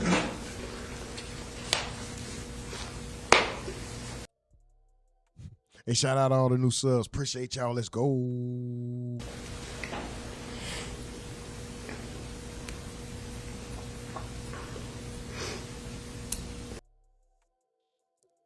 Shout out to all the OGs. I appreciate y'all for sure. Let's go. Just one.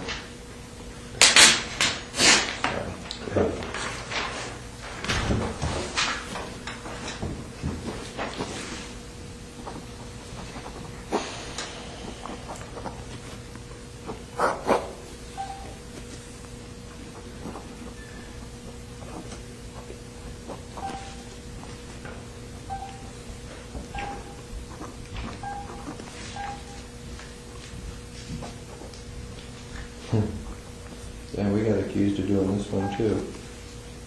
This is an anonymous caller said an off-duty LAPD working security killed Tupac. We can't win, can we? Some of those weed tip ones. Yeah, LAPD a bunch of killers, man. Here's interesting. 9/24/96. A caller from New York claiming to be Sean Puffy Combs said he hired someone to blow up night. Something went wrong. Girls got involved. This is interesting. I believe that one. Are you going to call in on himself? Yeah. No, but somebody. No, somebody just calling in. He called. Yeah. Well, he had to put some credibility to it, yeah.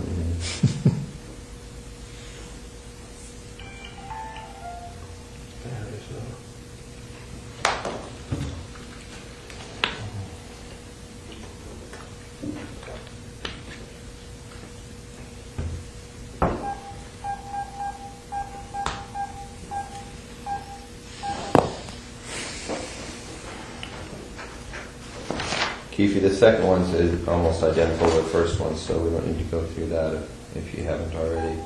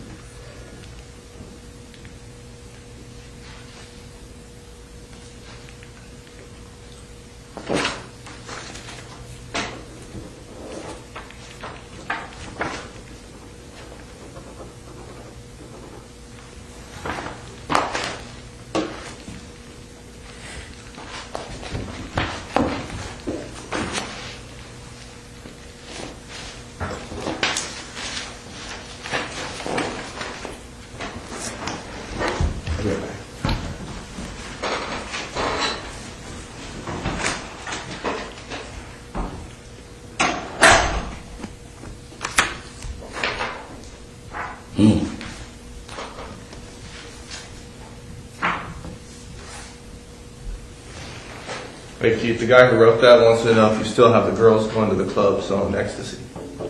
Selling ecstasy? Yeah, that's the guy who wrote that. Crazy as hell. Got no ecstasy. Okay, and Bram, I was the leader. So really the only thing is the thing about Santana Block, the thing about getting dope for Pat back in '93 or whatever you said it was, and then what was the third thing? Oh, Reggie Wright. Those are the only three things? Yeah. Well, what about that whole bullshit about Tupac? What's that? The whole... Oh yeah, that was bullshit. Okay. Alright. You can pass this back over here. Today, Keefe, today what we're going to do, we're just going to go over with a fine-tooth comb the Las Vegas incident. So we're going to draft up our report as regarding that specific thing. And then we're going to cover a few other things, but we do have to emphasize to you that everything in this report has to be right on, because if down the road it's determined that some of these details are incorrect, then everything's off the table. So everything in this report cannot be like that report. Hey, I want to say this though too. I feel like I said that day, don't bullshit me, and I won't bullshit y'all. You know what I'm saying? I feel I'm being bullshitted. Regarding what? Your deal? You said yesterday, how Mike, I need to talk to Mike. You said it was over. I need to talk to Mike. One is because I still got a tracker on his car.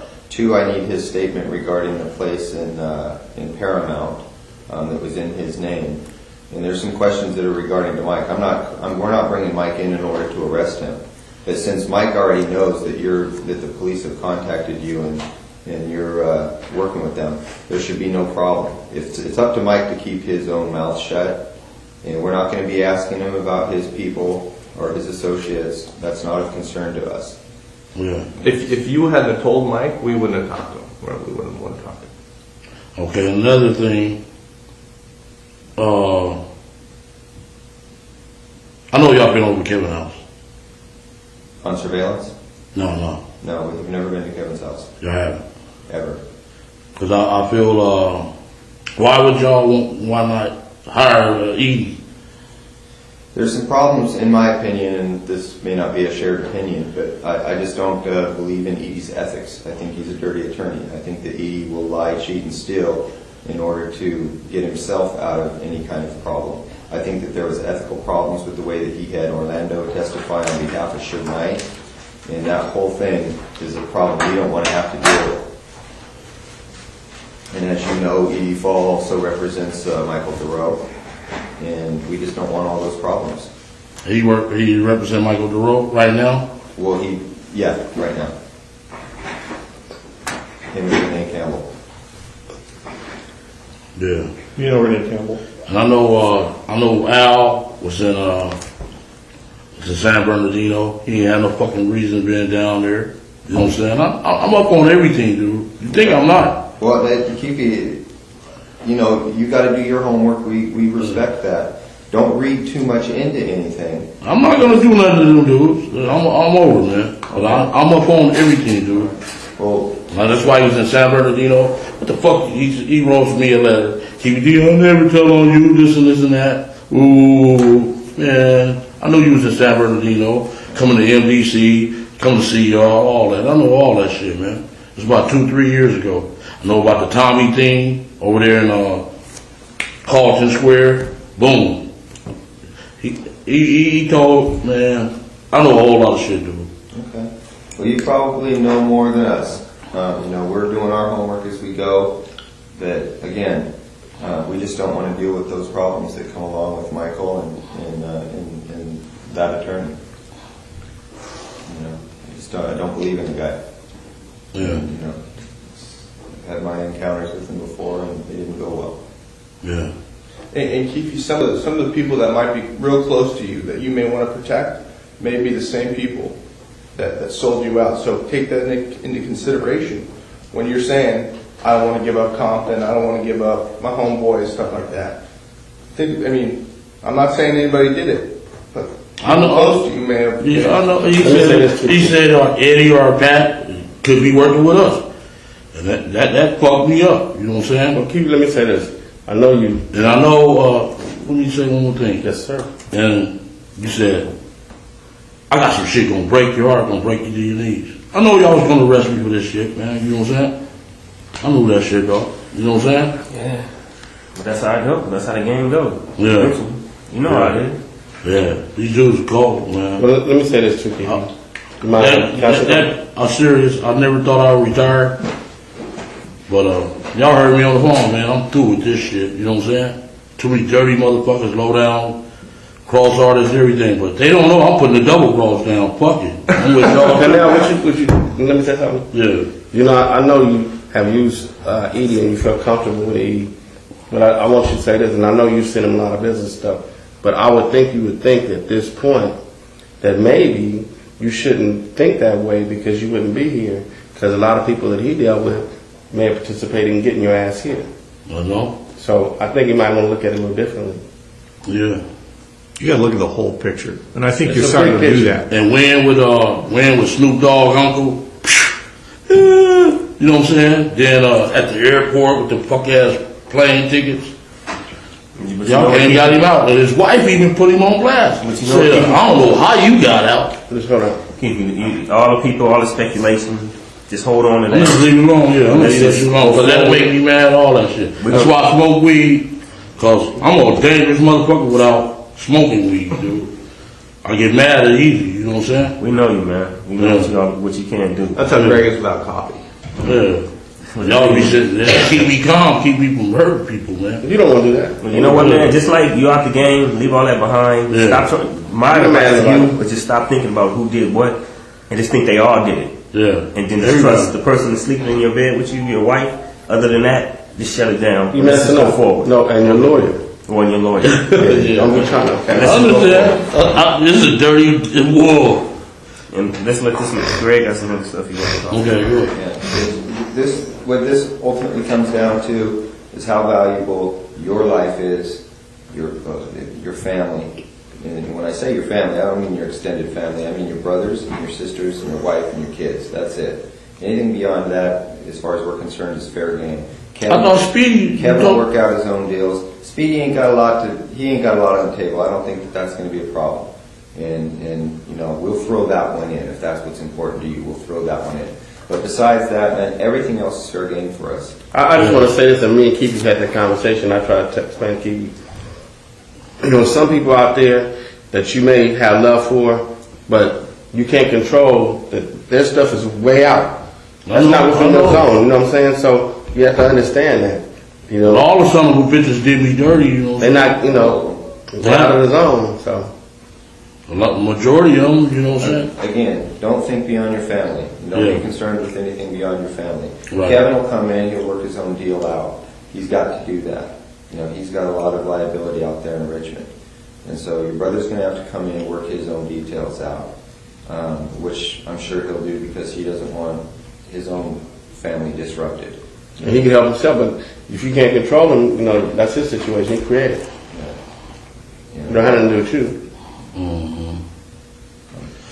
Yeah, ooh. They ain't like the old school dudes, man. You know what I'm saying? They ain't like the 80s and the early 90s dudes. These new wave, MySpace gangbangers. I know what's up, man. I'm through with this shit. I'm through with that neighborhood, all that. You know what I'm saying? Through with that shit, man. Well, that's through with that. Corona way lovelier than Compton. I can get my head blowed off. You know what I'm saying? Paying $300,000-$400,000 for a house. You walk out the street and get your head blowed off. Yeah. That's crazy. Yeah. All right, I'm ready. Okay. So again, this today's report that's going to get generated is specifically on Tupac Las Vegas incident, and we'll get you a copy of that report and have you make sure everything's solid before it's you know. All right, man. But I feel I can still go to jail with that, man, because this is federal, and that's what is said right here cannot be used against you, Keefe. Nothing you say today can be used against you. So don't even worry. Yeah, nobody's trying to. I was just waiting on the news camera to be at my house, man. You know what I'm saying? You're just nervous. That's all. We're not. You gotta trust us too. You're just nervous. If something like when I seen you yesterday, I didn't know whether to phone out or not. if something like that was to happen to you, At my house, man. Yeah. So we're gonna have to just knock this door and make sure. Oh yeah, my phone was off. I didn't know whether to phone. I said, man, they That's here. why they sent me, man. It was trying to send somebody to knock on your door and look like, you know, spam or something. Yeah. And he said, man, you looking raggedy. Motherfucker, you just scared the living shit out. There's donuts all over you. That spook, I swear, I had a dream that the cameras was there. Here go our man, bam. Just give us a number. That ain't gonna happen. We told you that nothing leaves this room, and that's the way it is. We wouldn't do that. Yeah. Then my sister, you a punk motherfucker. You know what I'm saying? Huh? Is that your dream? No, Lando mama, man, is crazy as hell, man. Why? What's she know about this? No, she don't know. Oh, don't tell her that, man. I know about Charlotte, man. Yeah, huh? I know about Charlotte. She gonna bring the business if it comes on. Hell yeah. Bust me in the head with a pistol or something. What the fuck are you doing? That's what we're saying. We're gonna keep meeting from time to time like this. Live your life, stay out of trouble, do what you do. If you don't say nothing, it's cool. But if you go out there and start talking and looking for people who you possibly think talk to us and all that kind of stuff, you're gonna cause you gonna cause your own problems. Yeah. But with that, we gotta move forward on these questions you get ready to ask. We're gonna keep going over and over this stuff. It's gonna take too much time. All right. So that's it. We're going to start. Me and Jeff went back to New York and did a little bit of groundwork back there. As far as the Tupac thing is going, we just want to run down all the leads as far as they relate to Zip and to Puffy, and that kind of thing. But at some point in time, we will have to go hit up Bubble Up, get his statement, and the other dude that was in the car that's still alive. Ain't nobody else still alive. Corey wasn't here. No. Big Dre and Lane, they both did. No, the other dude, Guitar Carol, or what they can't in the car behind. You want to show him the diagram first and see? Yeah. Maybe more clarifying it. Who was in that car with Zip, or who the van with Zip? He wasn't in the van. He was in that van. That's the way we had it. You let us know if that seating arrangement is right or wrong. Anything you want to change towards the seating arrangement or whatever, just mark it on that one. Wherever you were sitting, wherever Lando was sitting, who was in that car behind. Well, y'all know this shit already. But the seating arrangement might be. Because were you driving? What? Were you driving in the first car? Because see that line says you're driving. Okay.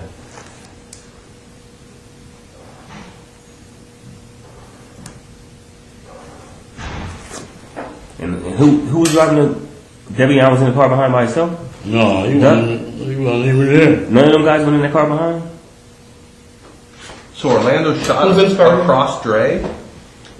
He leaned over on the window, we rolled down the window, popped. Who was it? They was drove on my side, I was popped them. You know what I'm saying? But they was on the other side. Right. So was there a second car behind you guys? No, it was some girls hit that corner with us, dog, and we shot out their window. I said, these bitches got more work than the dudes, you know what I'm saying? But any time was it this car behind you? Not at all. No, none of the homies was behind. No, like 3 or 4 cars behind, nothing like that? Nothing. Just one car? Just one car. Then we hit the corner, the girl followed us, and we shot out her window. They got scared and stopped. But they weren't with you guys? They weren't with us, no. Just the girls that you Push that back over here real quick.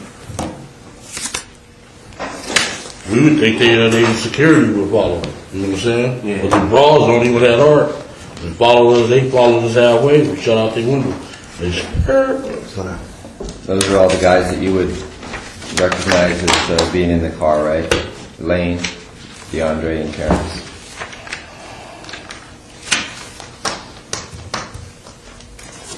Yeah. Okay. T-Brown. Yeah.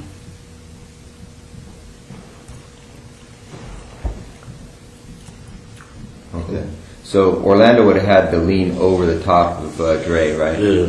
Okay. He did. Okay. All right. Well, that's what all the witnesses said too from the back. That was a heartbreaker. Oh, man. Okay. All right. So leading up to that, do you know who Trayvon Lane is? Yeah, I know who he is. Okay. So do you see Trayvon there at the just before the MGM at all? I didn't see him. Okay. All right. Then let's start back at the beginning. Let's go back to, this is 96, 3 concerts. Where were the concerts where you talked to Puffy and Zip at? That was 96. I was, when they gave that BET tour. There was everybody on the show. Let me see, it was Naughty by Nature. They was on the show, Mary J. What's that dude named? Jodeci, Greg Matt, Biggie, Faith, and the Junior Mafia. That was that's BET tour? Yeah. Or BET Superfest? It was a BET tour. BET tour. Where was it at? You remember that? It was in San Diego. We went to one in San Diego. Went to one in Anaheim, Irvine, then in Vegas.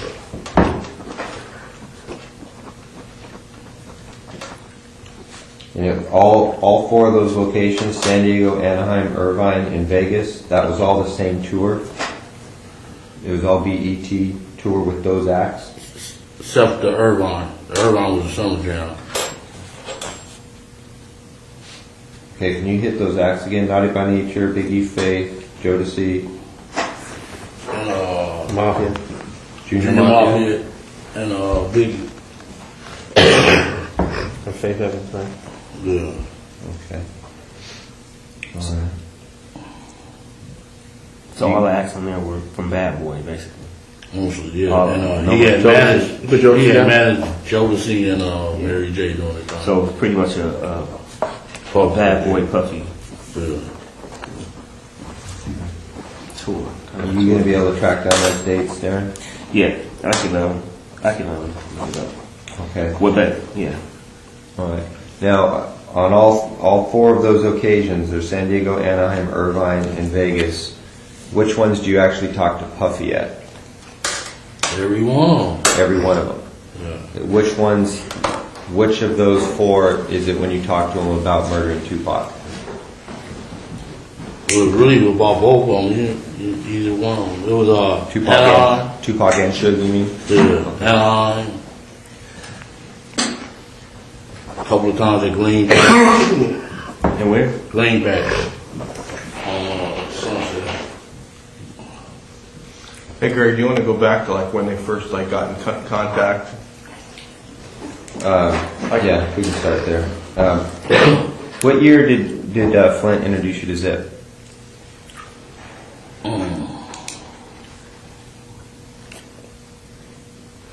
It's like maybe like 91, 92. Oh, way back then. Yeah. Okay.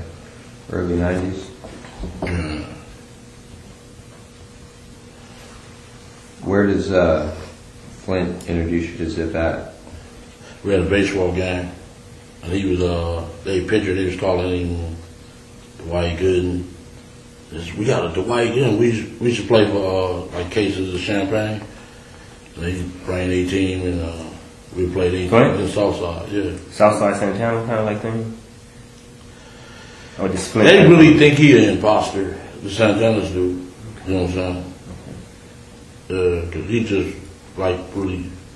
They charged him, you know what I'm saying? He wanted to join their gang. They was the baddest gang back then. But they don't really recognize them. They be on their ass, asking them for money and everything. But it was Santana's baseball team. No, it was some LA dudes. It was Kelly, Keyshawn Johnson, a few more dudes. So is it like a high school field? Like a local No, field? that's Park. South Park. So, okay.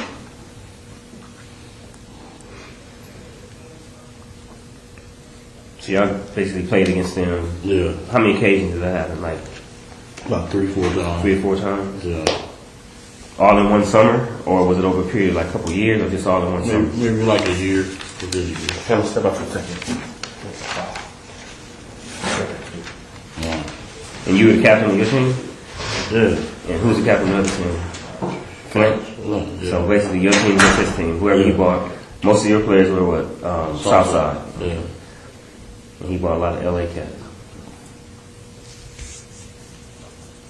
We had a little barbecue and we kicked it up. When we lost the game, we paid them the bottles. Went to the store and paid them the bottles. So you played for what, Cristal or for Champagne? Yeah, Dawn, Cristal, yeah.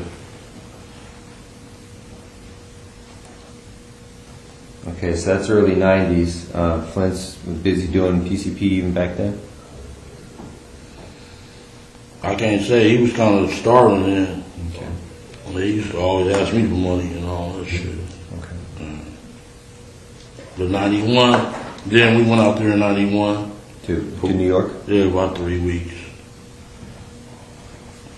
Because he bought Zip to like the last baseball game or one of the first baseball games. Did he come to all? Did Zip come to all 3 games? Yeah, he used to come on. Yeah, he was a pitcher. Okay. And then okay. They used to call him Dwight Gooden. Oh, okay. Dwight Gooden for y'all. That's how Flint introduced him. Is Dwight Gooden? Boom. He came in. He was a pitcher. He doing them fancy curveballs. Could he throw? Yeah, we used to. We was good athletes in Southside. A lot of good athletes. Yeah. Her Lando was a good athlete. So quick, is that who you know as Zip? Yeah. Now you got hair now. That's no. That might be old.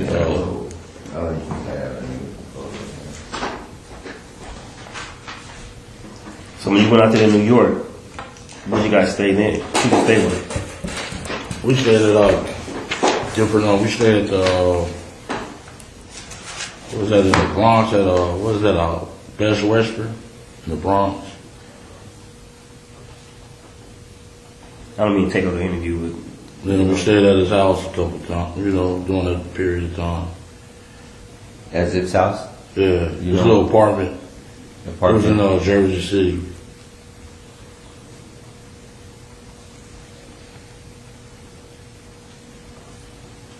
Okay.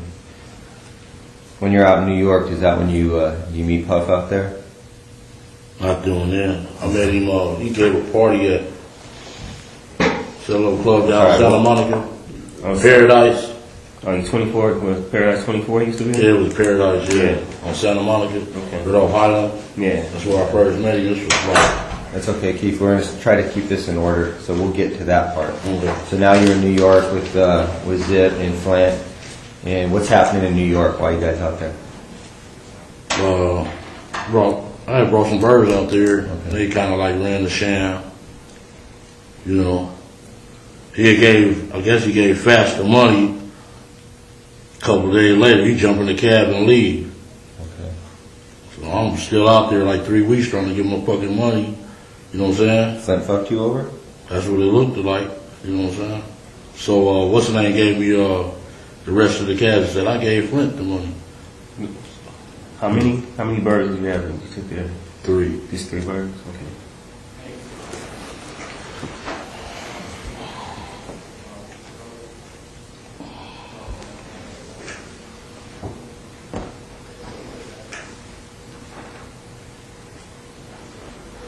Because the Zip tells you that he already gave Flint the money, Flint's boned out. Yeah. And then Zip gives you the remainder of the money? Yeah. How much was the remainder?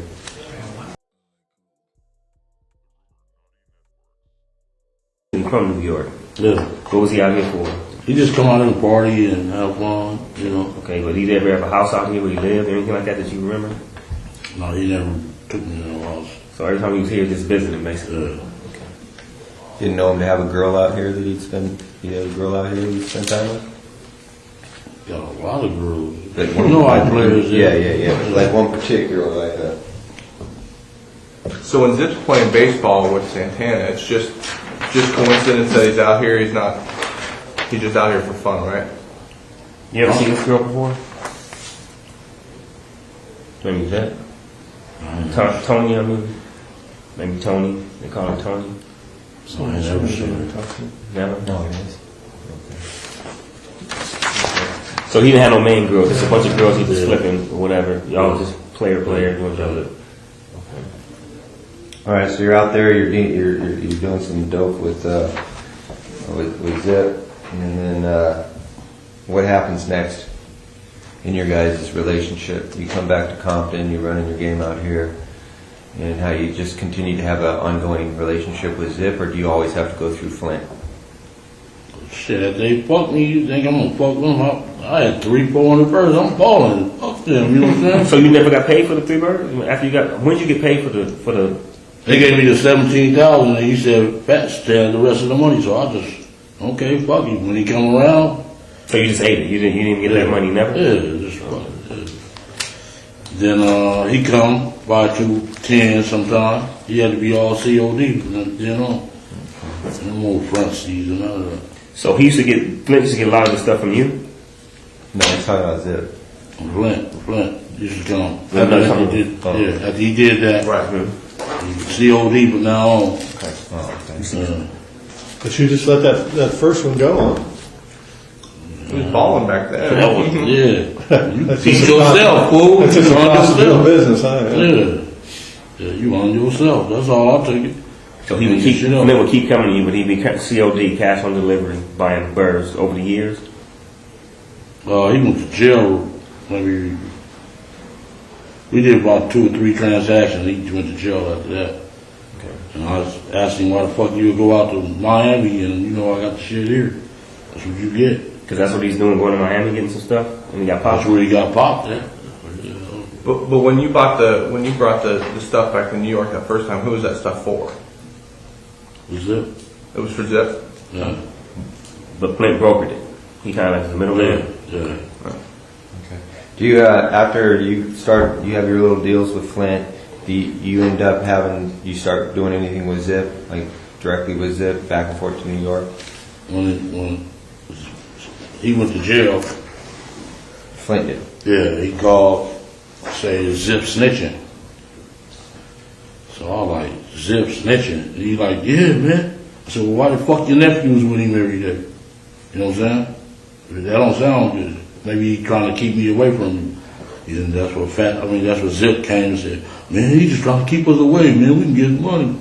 You said his nephew is with him all the time? The little D and Derek. Derek and Daryl, little brother, Wanamaker brothers. Yeah.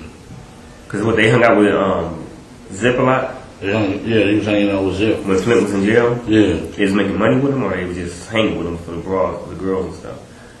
You know, I really wasn't getting their business. I just handled my business, man. You know. But they was with the girls, they do the cars, all that shit. Okay. Alright, so time goes on. This is through the early 90s. Flint gets popped in Miami. And then anything else significant regarding Zip and Flint? You guys just all got your drug games going on. no talk or issues with any of the, no talk or issues with anything about Tupac at those early stages? No. He was still with them Digital Underground or somebody, the other people. So he hadn't turned death row yet. No. But when Flint and Zip fell out, there wasn't no beef. Just word, he snitching, and they that's what he said. That was bullshit, so we could stay away from each other. So that was it. Yeah, that's what I said. Why your nephew still hanging with him? Okay. If he's snitching, that don't look good, you know. So then you hook back up with Zip? Because you know it was bullshit? Then I did that water deal with him. With Pat Bernard is in the paperwork already. Okay, so you do the water deal. Was that pretty accurate what you said regarding the water deal? That Pat Bernard. You guys fucked Patrick over? Patrick Bernard? Yeah. I didn't say we fucked him over. He did. I think he got his money. Okay. He did? Okay, he probably didn't. 15 years ago. You know, the deals that went down between them, you know?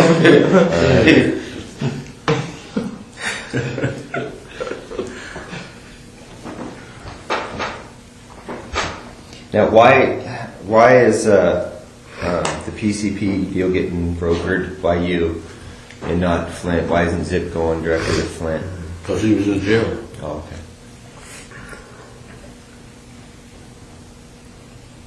So you became closer with Zip while Flint was in jail. You started doing business with him. Yeah, we started hanging out when he come to LA. He'd come and hang out with me. We go partying. First class. And everybody was cool on Flint at that time. Like, man, because he was in jail. Whatever. And his shit don't match neither. 100 fucking keys. You get 3 years. Oh, son of a bitch. Oh, so y'all thought he was just like, he was telling, huh? Nobody want to mess with him. Man, we know in Corey, 200 keys in Columbus, Ohio, you get fucking $30. Oh, man, I got more than that on a phone call. You know what I'm saying? On a phone call. You know what I'm saying? Who's your lawyer back then when you got that time? Edie, you had some assistants. Oh, Edie, okay. Yeah, that shit don't add up, boy, I swear. So you and Zip keep doing deals. In between, at some time, how does Pac or Big get brought up into the situation as far as you? We just started kicking it, and we met the boy at he gave what was that, a BET party? For the BET award. This is like 92, 93 at the club on Santa Monica. And Mary J, what's his name? That tall dude with the net used to have dreads. You with Aftermath now. What's his name? Busta Rhymes. Busta Rhymes. At Paradise? That was the time? Yeah. Busta Rhymes. Man, them one was out in a fight. I was suited. My cross, he thought he was all big shit. We was gonna beat the fuck out of that boy. but he he wasted drink on me, and I'm like, motherfucker. Yeah, that's where I met. First day I met Paul. And Zip introduced you to this my boy. What do you introduce him as? This my friend, this my nephew. That's my boy. This my boy.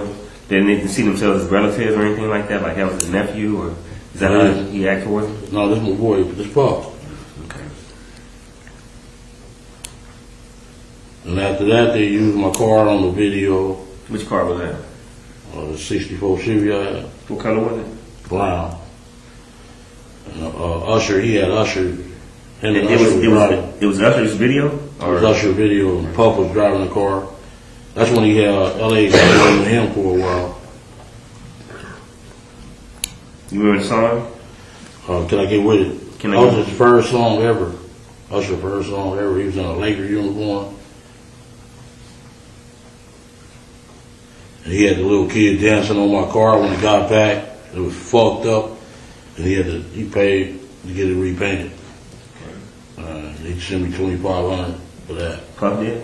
Yeah. You directly? Because were you dealing with him directly at this time, or because of the car, or were you dealing with somebody in his management team? Or? No. How'd you get the money? Was it a cash check? It was a check. It was like from Bad Boy? Yeah. In the name of Keefe Davis? No, we put it in Compton Hydraulics. Oh, okay. That's when we owned the hydraulics.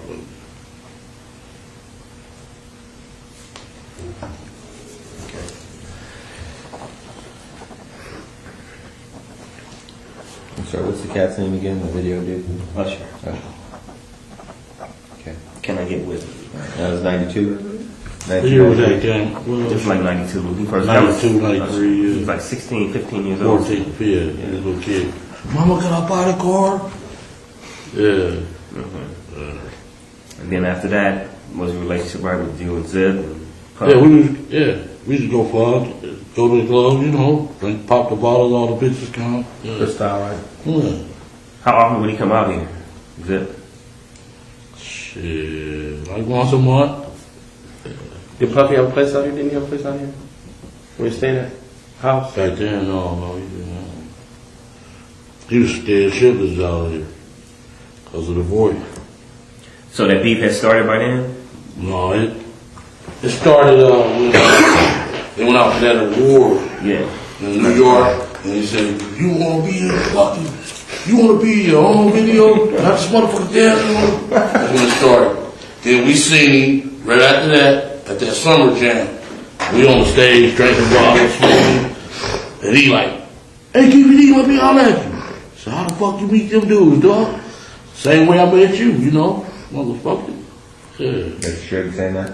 Yeah, Suge asked me, how you meet them dudes? I'm like, man, same way I met you. And that was at the 95 Summer Jam, Summer Festival? 95. That's when One More Chance was out. Big Key, Kid, Okay. One More Chance, yeah. That's weird. Go back a little bit. We go back. Zip is coming out once a month. You met Puff at the Paradise Club at the BET Awards. He asked you to use your car. You use your car. You ended up getting damaged. He pays you. And then Zip's coming out once a month. Prior to the times when you start talking about the beef with Pac and Suge, how many times do you meet Puffy? How many times we met him before the beef came? Maybe about 3-4 times. 3-4 times. Always like at a social event. Yeah. Okay. Greenbacks was mostly, that's where we started. Green Patch? Greenbacks. Right on Sunset by the lounge. Yeah. Oh. It's a little upstairs and just like a deli. Yeah. Oh, no, that's called right next to the comedy store. Yeah, then there's a strip club on the other side. Deli. Okay. So you see him at these different events out here, just kind of socialize, shoot the shit.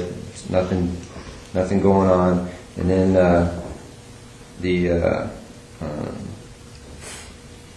does the incident at Summer Jam take place before Puffy gets up on stage and makes that statement about if you don't want a producer being in your videos? Which happens first? I don't know. I would have to check the dates. Okay, well, well, I'm quite sure that the Summer Jam happened first. Because he got jealous because Biggie took over the record charts. You know what I'm saying? Like, bam! Biggie was, that One More Chance was hot. Yeah. So when you saw him at the Summer Jam, he wasn't mad at you for being with them. Like, he was traded. He was just saying how you knew them. So how the fuck you meet them dudes? Yeah. He didn't really mess with you like that anyway. He couldn't get mad at you, right? What? Yeah. That wasn't the issue. Okay, so you meet him there. Who was all at that Summer Jam? Was Flint with you then? Was he out of jail? No. He was in jail? He was in jail. Zip was with you? Zip. You know, your boy Win, the face that you love. Come on. Yeah.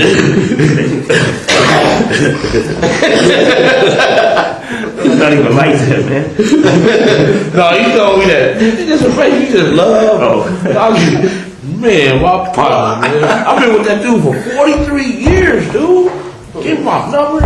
Oh. Man, show him some love. Right? He ain't like that, man. It ain't like that. I know. It ain't like that. He's just trying to help himself. I'm saying, I didn't even say that, man. Just let it go. Right. Move forward. Leave him alone. I'm a dog, though. Fuck it. Y'all say him? I got to. Shit. He gave me the hug of my life. Where'd he go?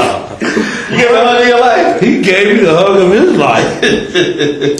So when you're at the Summer Jam, you're up on stage and Puff is there, right? Yeah. Suge says, hey, how you know these guys? You tell After him. we leave off, he was on the other side of the stage over here, and they left off this way.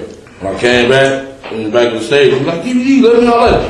Went over there, and he told me, man, how you beat them dudes?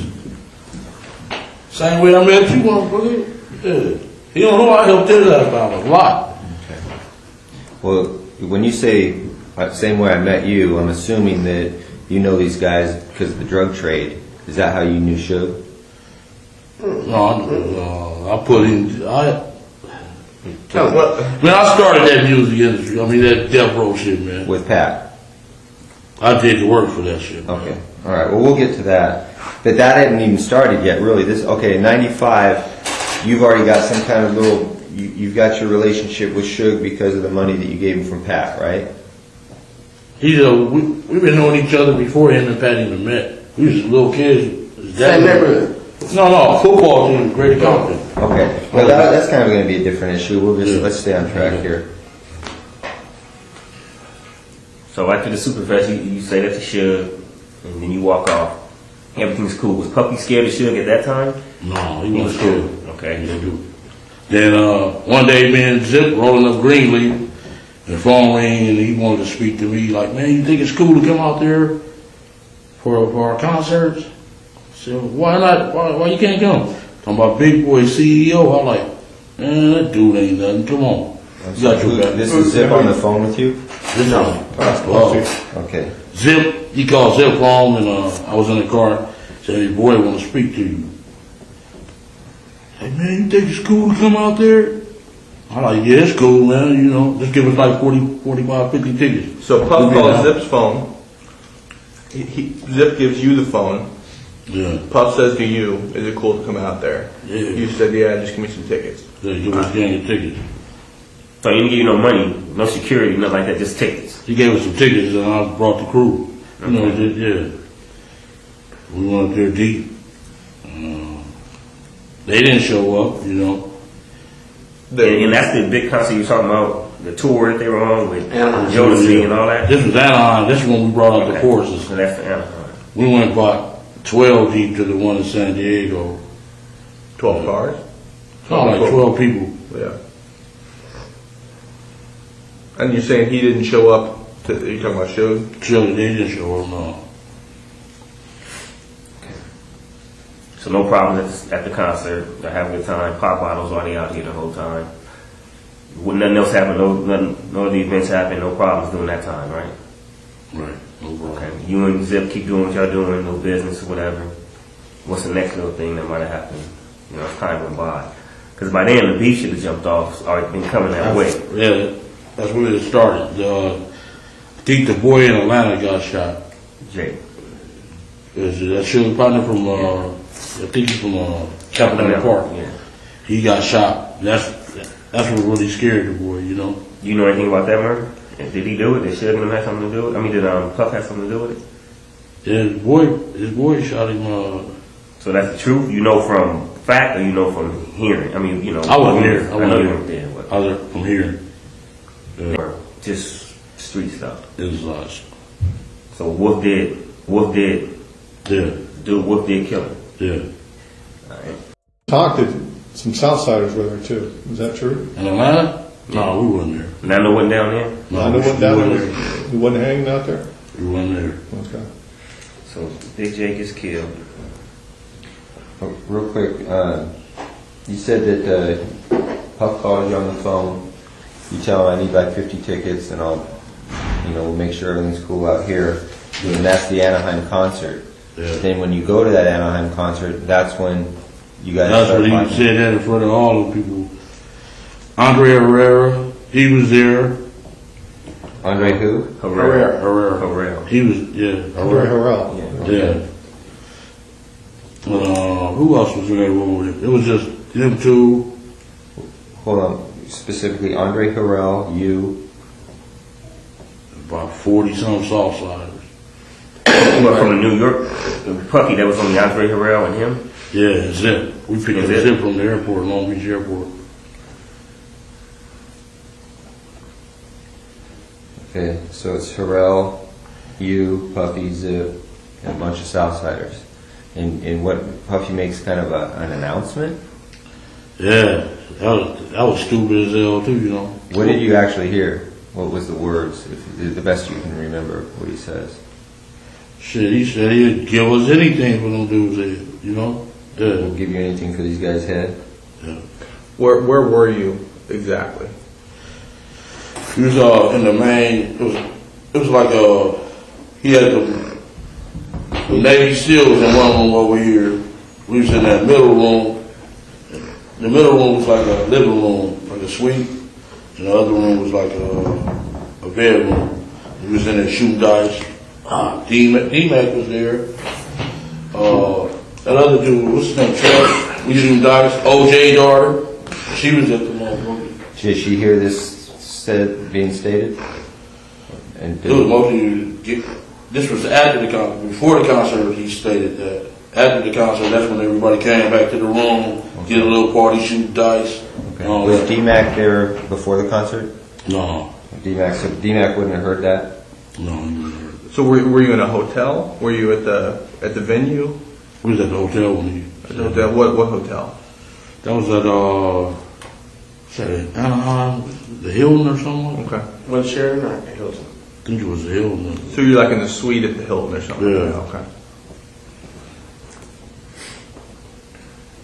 I think it was Halloween night because she had on a cat suit.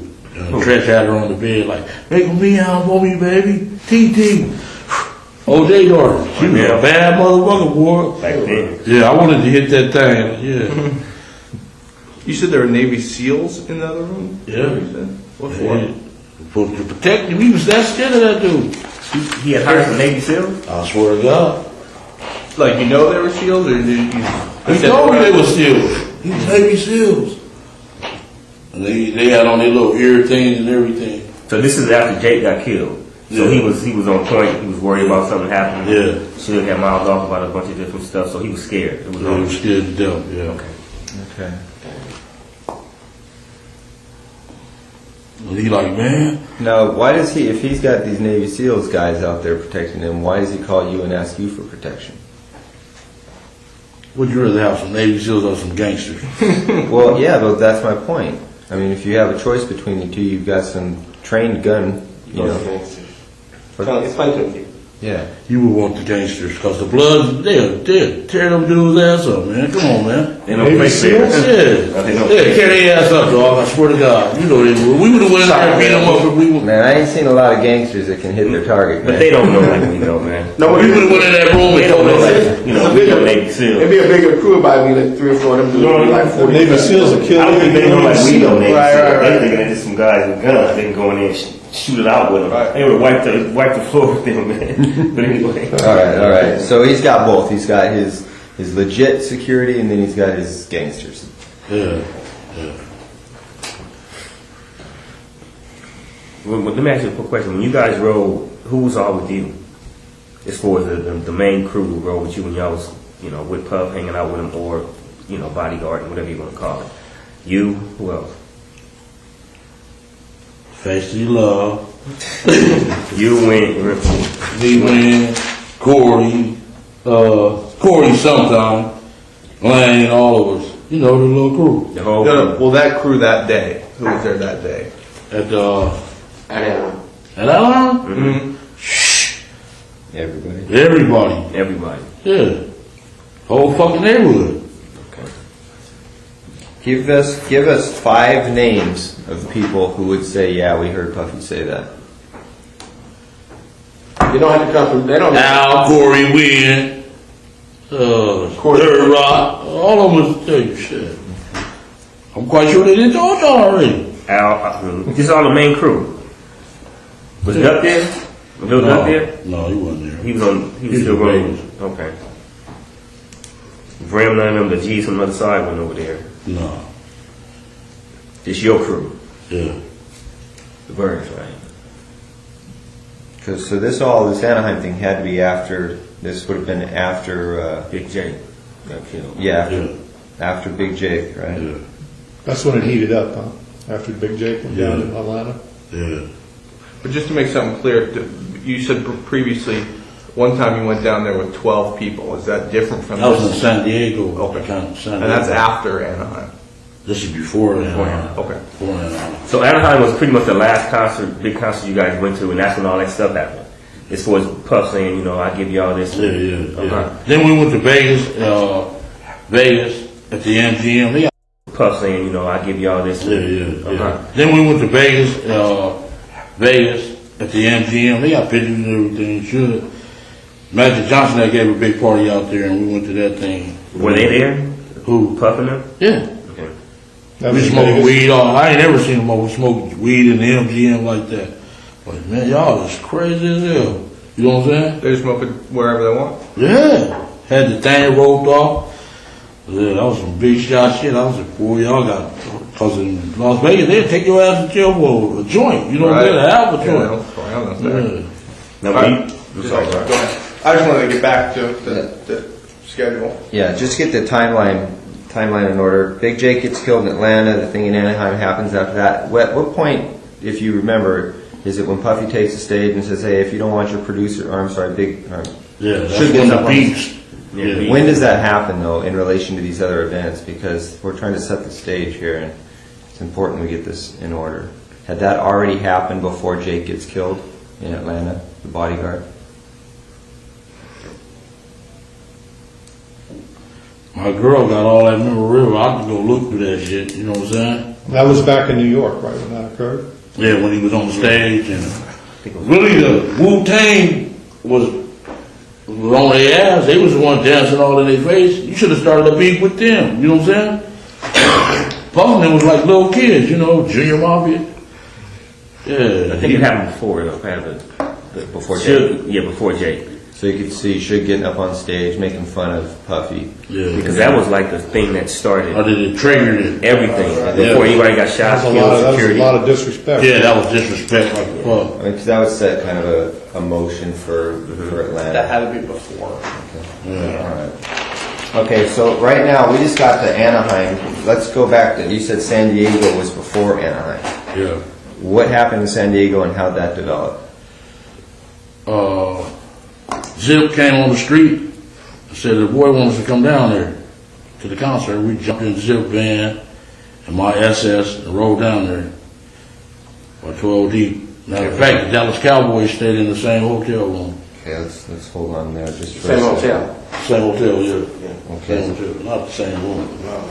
So Zip called you or you were with him? He came on the street on Burris and we jumped in the van, went out there. Now, when he said that you guys going out there for business, like to work with Puff, or just going to have a good time? Going to have a good time. Okay, so Zip Cam on Burris is in the van. He says, "Hey, my boy wants to come down here." Did come down to San Diego.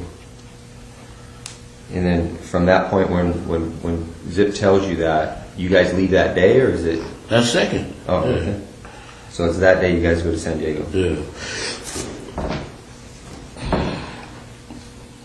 All right. Who drives down there with you? Who drive down there with me? In the van. So I was in my own car. It was me, Lane, Big Dre, and somebody else. We jumped, and everybody else jumped in the van with him, the party van. What color was that van? Black. Is that a different one than the one in Vegas? Maybe you said he was in a van in Vegas, so it was the same one. No, he was in that black Benz in Vegas. Oh, Benz, like that. Benz, so. Yeah, he said Benz. Mercedes Benz. Okay, but you did say something about a van in Vegas. We'll get back to that. But you said everybody's in a van acting like a bitch. Oh, that was it. That was a renter van. We Okay. No, it's cool. All right. So Dre, Lane, Davis, you're all in what car? You had the. SS and Paul. And everybody else gets in the van with Zip. Yeah. And you guys go to San Diego, and where do you guys stay? Whatever I don't remember the name, but the Dallas Cowboys that played San Diego Chargers that weekend. Was it near the water, or was it on the Main Street, the gas lamp district? It was the Sheraton or the Hilton. You remember seeing water? Was it off the water? No, it was that night.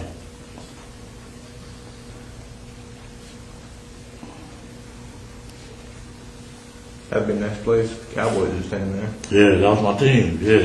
Well, that should be easy. There was a lot of girls, boy, they groupie business. Yeah. Okay, so you and Zip and the rest of the crew down there. You run into Puffy at the hotel or at the concert? We ran into him at the concert, then we went to the hotel after the concert.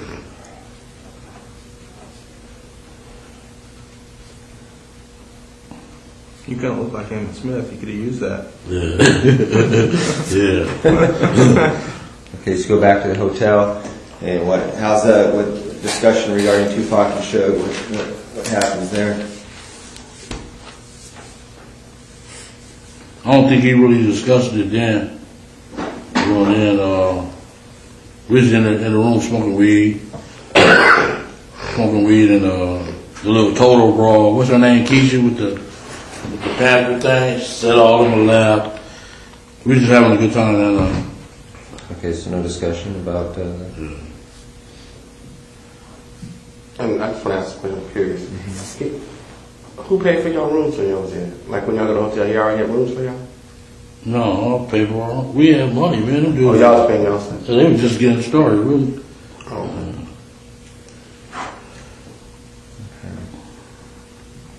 All right, so San Diego happens. Then is there anything else that happens between San Diego and Anaheim? I don't know if that concert the thing in Vegas was before Anaheim or I know Magic Johnson gave a big party there. Okay, let's go into that. Magic Johnson gives a big party out there. In Vegas. And you go out there with Zip?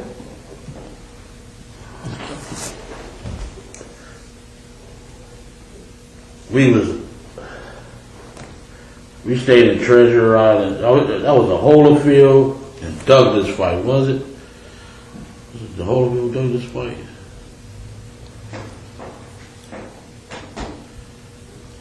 The night Fan Man. You know, Fan Man. Holyfield Bowl, wasn't it? Okay, it was the night of that fight. We stayed at Treasure Island. Al got the rooms for us and everything. Then Al got the room for you? Little while? Yeah.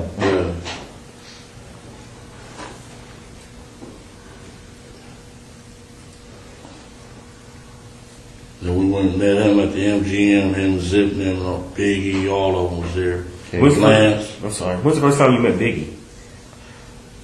First time I met Biggie was in San Diego. The San Diego concert and everything? Yeah. He was in the room with y'all or whatever? Yeah, smoking weed. That's the first time all y'all met him? Yeah. Okay. Good question. Break and then All right, play I was- second half. You read my mind. I was going to do it at about 3 o'clock, so you beat me to it. We're going to take a recess at this time. During the recess, you are admonished not to talk or converse amongst yourselves or with anyone else on any subject connected to the trial, or read, watch, or listen to any report of or commentary on the trial of any person connected with this case by any medium of information, including without limitation, newspaper, television, the internet, and radio, or form or express any opinion on any subject connected with the trial until it is submitted to you. We'll have you guys back here at 3:15. Please rise for the jury, everyone.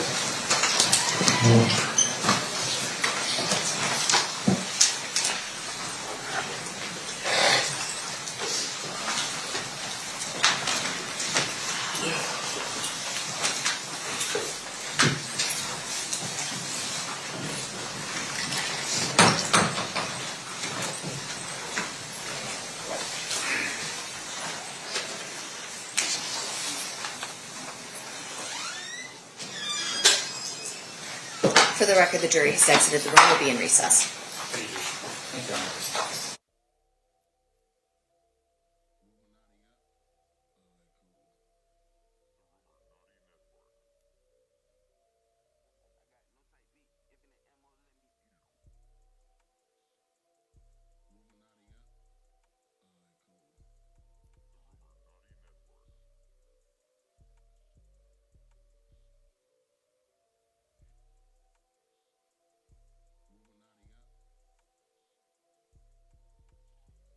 Yeah. They was posted up, which they do all the time. But you're telling me that as head of security, you do not know or you don't believe that Reggie Wright hired the Metro officers to come I know in? for a fact he didn't hire the Metro Police. Do you know how many people were on the payroll that night from your security team? Well, y'all do paperwork different than we did. Our paperwork was getting cash money. Our paperwork was what they call under the table. We had at least 30, 40 of my homeboys there. Reggie Wright Jr. and his security, his company, the people work for him, didn't have nothing to do with what Suge paid us. for working. So that was two different entities, Reggie and Suge. The homies was there with Suge Knight. Reggie Wright hired his company to watch over Suge Knight people. Right. So his security did like the right thing. My security did what they ain't gonna do. You get what I'm saying? I get it. The police gonna walk you out of there. Mm-hmm. We gonna drag you out of there. So it was a difference, but not on the same paper. Sure. And once again, the intent was to protect 662, right? To protect the club, protect the patrons that were going to go there, that kind of thing. Yeah. Okay. Now, in terms of your knowledge of what happened on that night, fair to say you weren't present when the shots had rung out. No, I wasn't there. Okay. And your testimony is that you had heard from other people initially that, hey, Tupac had been shot. Yes. And you had thought maybe other people were maybe relieved, thinking like, okay, it's not that big of a deal, he's gonna be okay. That's what came back to 662. People that went to the scene, and everybody said Tupac was talking. So everybody came back to the club saying he's gonna be all right. So people just went back to, me. Right. Now, in terms of the that night, you go back to Compton. You live in Compton. Yes. You still live in Compton? No. At the time you live in Compton, you go back to Compton, and you tell us that there was a lot of tension. Can you describe that for us when you went back in terms of what kind of tension we're talking about? You sure you want me to answer that? Is it going to be graphic? No, I ain't gonna. I got to raise the word in it, but you asking me a question. I don't. And what I explained to them, I don't want to send him to prison. Sure. Even though we don't like each other. Sure. I don't want to send you to prison. So that's why I'm here where I'm at and where I am, because I changed my life. I'm raising my grandkids, teaching them never to be like their papa. And here I am explaining to people what I used to be. And I'm not proud of that. I'm not proud of that at all. And you asking me questions that can hurt him. And like I told them, I'm trying to avoid to answer the questions that they might look at me and say, something is wrong. Well, let me put it this way. Let me help you out with this. Thank you. So these people right here, what they want to know from you is, did you see who shot Tupac? I told you no. Correct. So outside of that question, right, the next question I'm asking you is, when you went back to Compton, was it like a Southside Crip shoots a Piru Blood, and then a Piru Blood shoots a Southside Crip? Is that the tension that we're talking about? Do I answer this? That's a straightforward question. It's a yes or no answer. Okay. Did you see that? When I was a part of that life, I was a part of that. And I was, no, because you asking something that's going to hurt this dude. And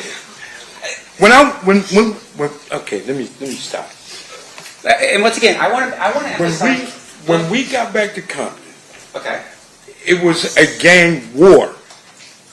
People were getting hurt. Okay. People was being sought. People were looking for certain individuals from his neighborhood. Okay. As well they did mine. Okay. But Orlando, him, and certain other people were being assaulted because people wanted to kill them. Sure. Were they the only ones that they wanted to kill? I'm not the only one up in here. No, they weren't the only one. Okay. It's his neighborhood in particular. That's right. But they were the main subjects of a gang war. They was in the middle, such as me. So you're telling us that people back home somehow had some type of information that said that guy, as a bunch of other people, were involved in what? In the murder of Tupac. Okay, but my question to you... Stop! Can you focus on me for a second, sir? Yeah, I will. And I apologize. I just want to make sure that we're clear, okay, for these people. In terms of that information, none of those people were there, right? And what people you be speaking on? The people that was already in the neighborhood, or the people that left Las Vegas that same night Tupac was shot to go home, bare their arms, and go to somebody else's neighborhood to look for somebody? They had to pay it back. So once again, my question to you is that the information that I'm asking about is the people that back home, you're saying were eyewitnesses to this? How could people back home be eyewitness to something that happened in Vegas? No, that's not what I'm saying. The people that were here in listen to my question, sir. The people that were here in Las Vegas, you're telling me were eyewitnesses to what happened and went back home. Is that what you're telling me? I'm telling you, the people that was at 662. Just answer my question, sir. Yes or no? I can't answer that without a what you call it. You trying to tell me to say something that you're not going to understand if you let me explain to you. No, answer my question. I'm not answering nothing. I don't know what you're talking about. Okay. Okay, Mr. McDonald, focus for a second. Oh, I am focused. Very. Focus on this. My question to you is this. You didn't know what happened that night because you weren't there. I was at 662. Right. Do you know who that was there? I know everybody that was there. Okay. Like who? Talk to your lawyer, man. This dude is tripping. I'm not going to explain that. I can't answer that. Okay, let me ask you this next question then. You are telling us that people back in Compton, for some reason, knew what happened here in Las Vegas. A phone conversation? People found out when people left Las Vegas the same night Tupac was shot, went straight back to Compton. It only takes 3.5 hours to get home. Sure. Yes, it wasn't a problem for people to find out what happened. No problem at all. They got on their phones, they texted people, they let them know what happened here on the night of the shooting? Yeah. They had walkie-talkies, they had all kind of phones. They had ways to call people to say whatever. But when people left Las Vegas that same night, after they found out and got in their cars and went home because it was a situation, Pac was shot. Okay. Retaliation is a mug. Come on, man. It was for real, for real. All of this was for real. Now, the night of the shooting, did you have a walkie-talkie? A Nextel thing or something like that? No. Did Reggie write? I don't know what he had. I don't know how much money he had in his pocket. I don't know what he had on his hip. But you were the head of securities, but you're telling us you did not have any type of advice. Right-way security has nothing to do with the gang-banging security, power rules, whatever you want to call it. They had nothing to do with us. Okay. The phones that Suge had for certain individuals, they had the phones. Like the guy that was bodyguard for Tupac that night. Like some of the guys that was at the Tyson fight, like Suge Knight. Certain individuals had phones. Yes, they did. Okay, so, all right, I get what you're saying. You're not there, but you're saying other people were. Yes, I'm saying there was a lot of people there. A lot of people were there at the shooting that took place. That was in the entourage, yes. Let's see. Okay, just one final question. You're here today, and I think the state had asked this question under a subpoena. You're ordered to be here today, right? Yes. In terms of that subpoena, for instance, is that's the only reason why you're here is because of that subpoena? I don't have no other reason to be here. Yeah. In order for you to get that subpoena, you were served that subpoena back in California? Yes. By a police officer?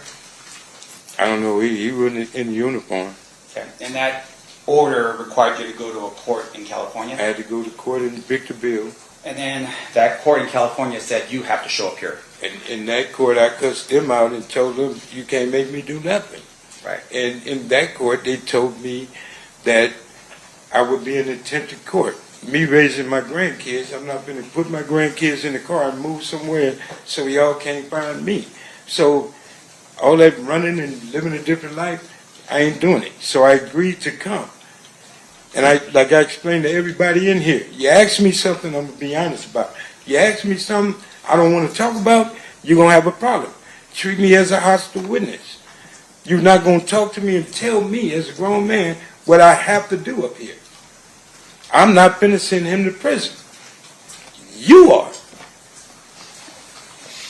So the accusation now is because of the fact that we're trying to ask you questions, you're blaming it on me. You asking me questions. If I just like answer your questions, we gonna have a problem in here, a misunderstanding, and you're asking me something that wouldn't be good for him. Right. And once again, I just want to look. We're just trying to figure out who shot Tupac. You're telling us that you weren't there at the scene. That's all I want to know. At the end of the day, that's it. Right? Was I in the entourage when Tupac got shot? No. Okay. Nothing else, right? I was at 662. I mean, that ain't hard. That's easy math. Okay. No further questions, John. Anything further, State? Jesus. All right, we've got one more phase, and then we'll let you out of here. Okay. Ladies and gentlemen of the jury, any questions for this witness? Seeing no hands? Oh, we do have one. Okay, hang on one second.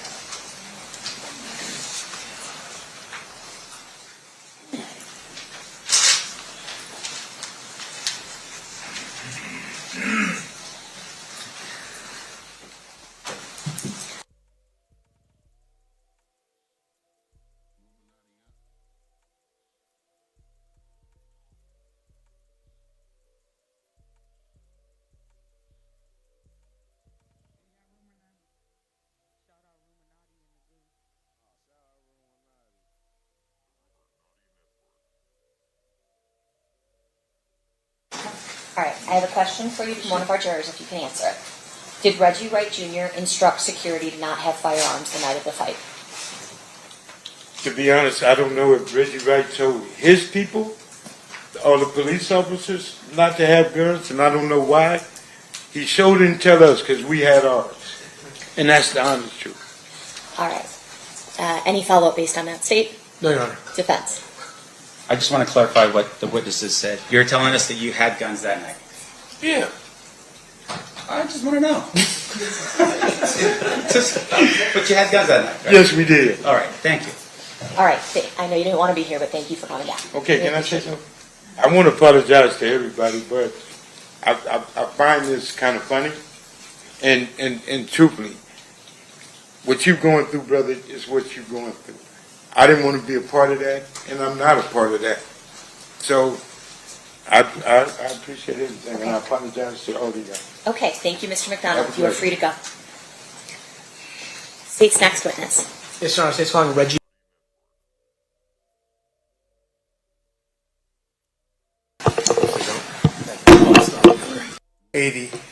They started calling themselves the Mob Piru.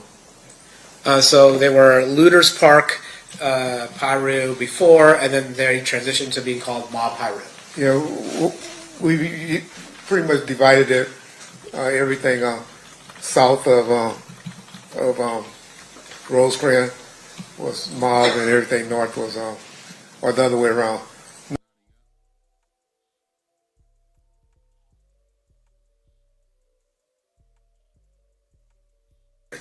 That's correct. Mob, looters, West Side, generally Pirus from the city of Compton. And are these gangs that are generally associated with the Bloods? Is that right? That's correct, sir. Okay. And the Crips are, well, let me ask you, Crips and Bloods, are they an alliance or are they typically in conflict? Typically in conflict.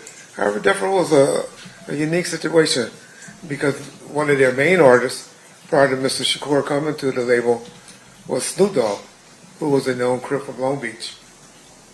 And they all seemed to have a great working relationship prior to my arrival and even during my arrival. All right. I want to ask you about Bad Boy Records. Are you familiar with a company called Bad Boy Records? Yes, sir, I am. And who, to your knowledge, was running Bad Boy Records in the mid-'90s? P. Diddy, Sean Combs, Puffy. I don't know what name he's going by today. All right, so we'll go with Mr. Combs for now. Okay. So Mr. Combs was running Bad Boy Record, and then who would you say his most prominent artist at that time was? Christopher Wallace, the biggest one. Okay, and then was there tension between Death Row Records and Bad Boy, the Bad Boy Entertainment label? At what time period?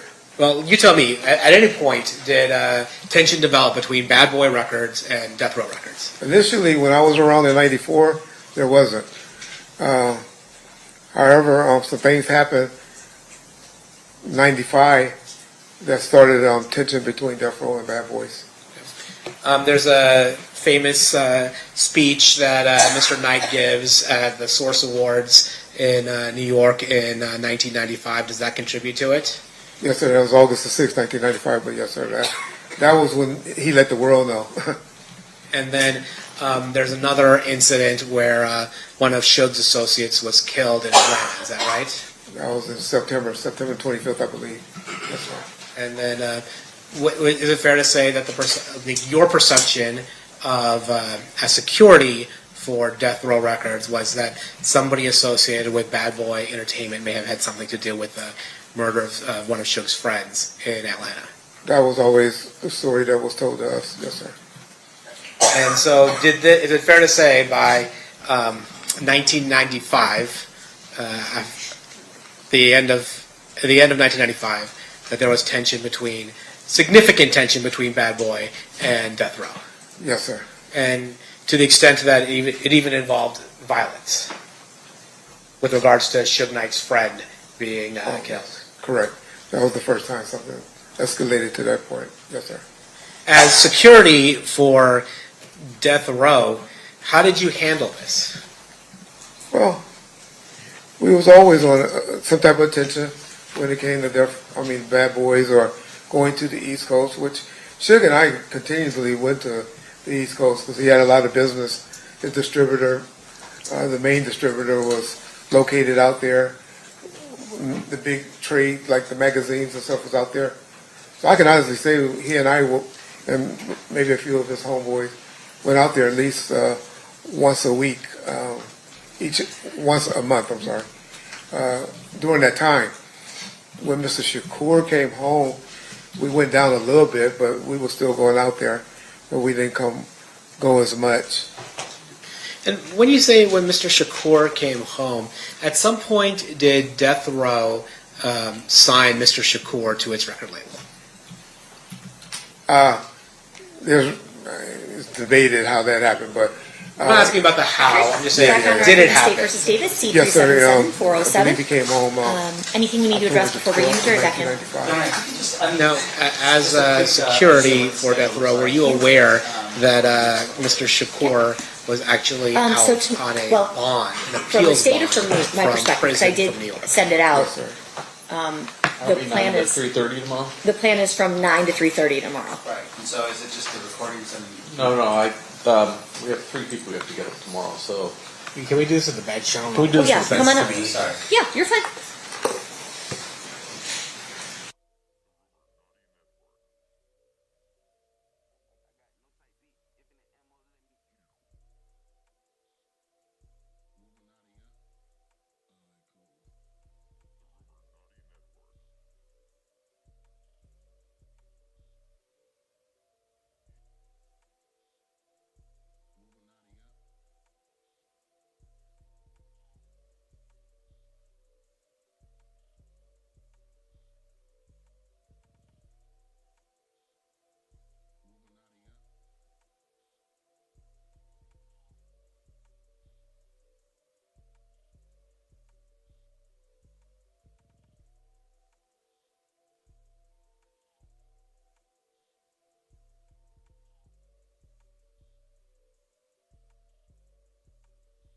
And I believe the allegation has something to do with sexual misconduct. Is that right? Yeah. If you don't know. I mean, something like that. I wouldn't call it that, but yes. Okay, whatever it was, there was some kind of issue. Mr. Shakur is in prison in New York, and then Death Row Records posts an appellate bond for Mr. Shakur. They have some other companies, but yes, sir. Okay.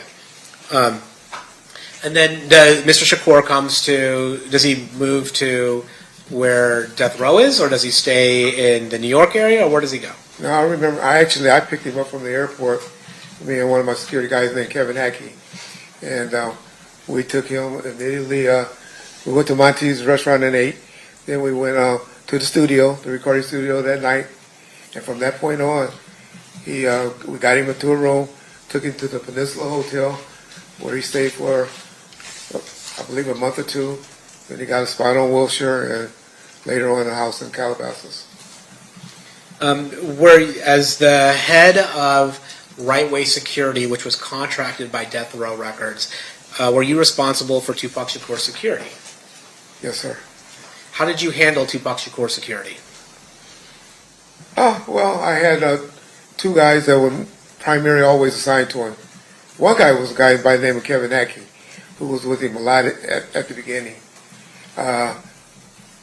Later on, towards the end, a gentleman by the name of Frank Alexander was the one that worked with him as well. And then I will always have additional guys, like Al Giddings as one of them fill in for him when those guys wasn't available. But generally always had one security guard with him. After this particular song came out, in about May or June, we upped it to 2 security officers.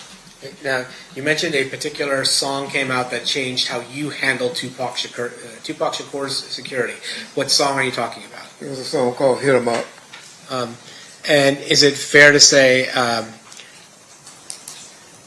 that in that song, Tupac is aggressively expressing his dislike for the members of Bad Boy Entertainment as well as other artists? That's fair to say.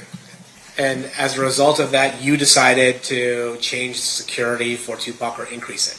Well, I was a part of the discussion and ultimately had to prove it, but I'm sure Mr. Knight, possibly Mr. Shakur, and maybe the security officer that was primarily with them, we all agreed that he probably needed another guy with him. Were you aware during this time of a gang from Compton being used by Bad Boy Entertainment when they came to the West Coast? We had heard those rumors and we were familiar. And what gang was that? All right, looks like we've got our scheduling issues kind of ironed out. Southside Crips, that was the same gang So that at this point, I think told we're ready to bring in the jury unless anyone objects. Hearing nothing, let's bring them in. Except for jury.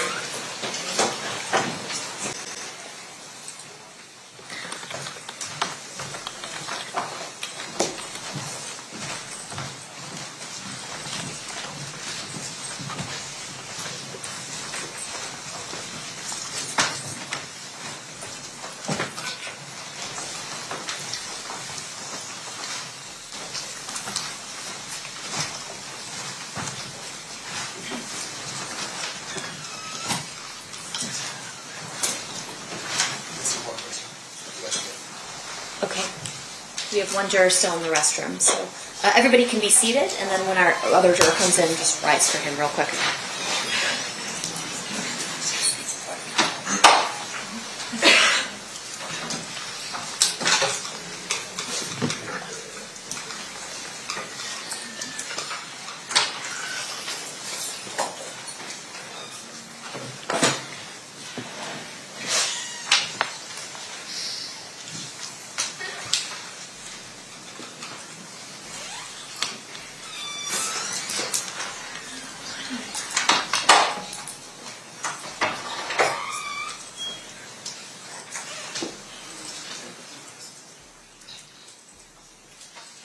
Except for jury.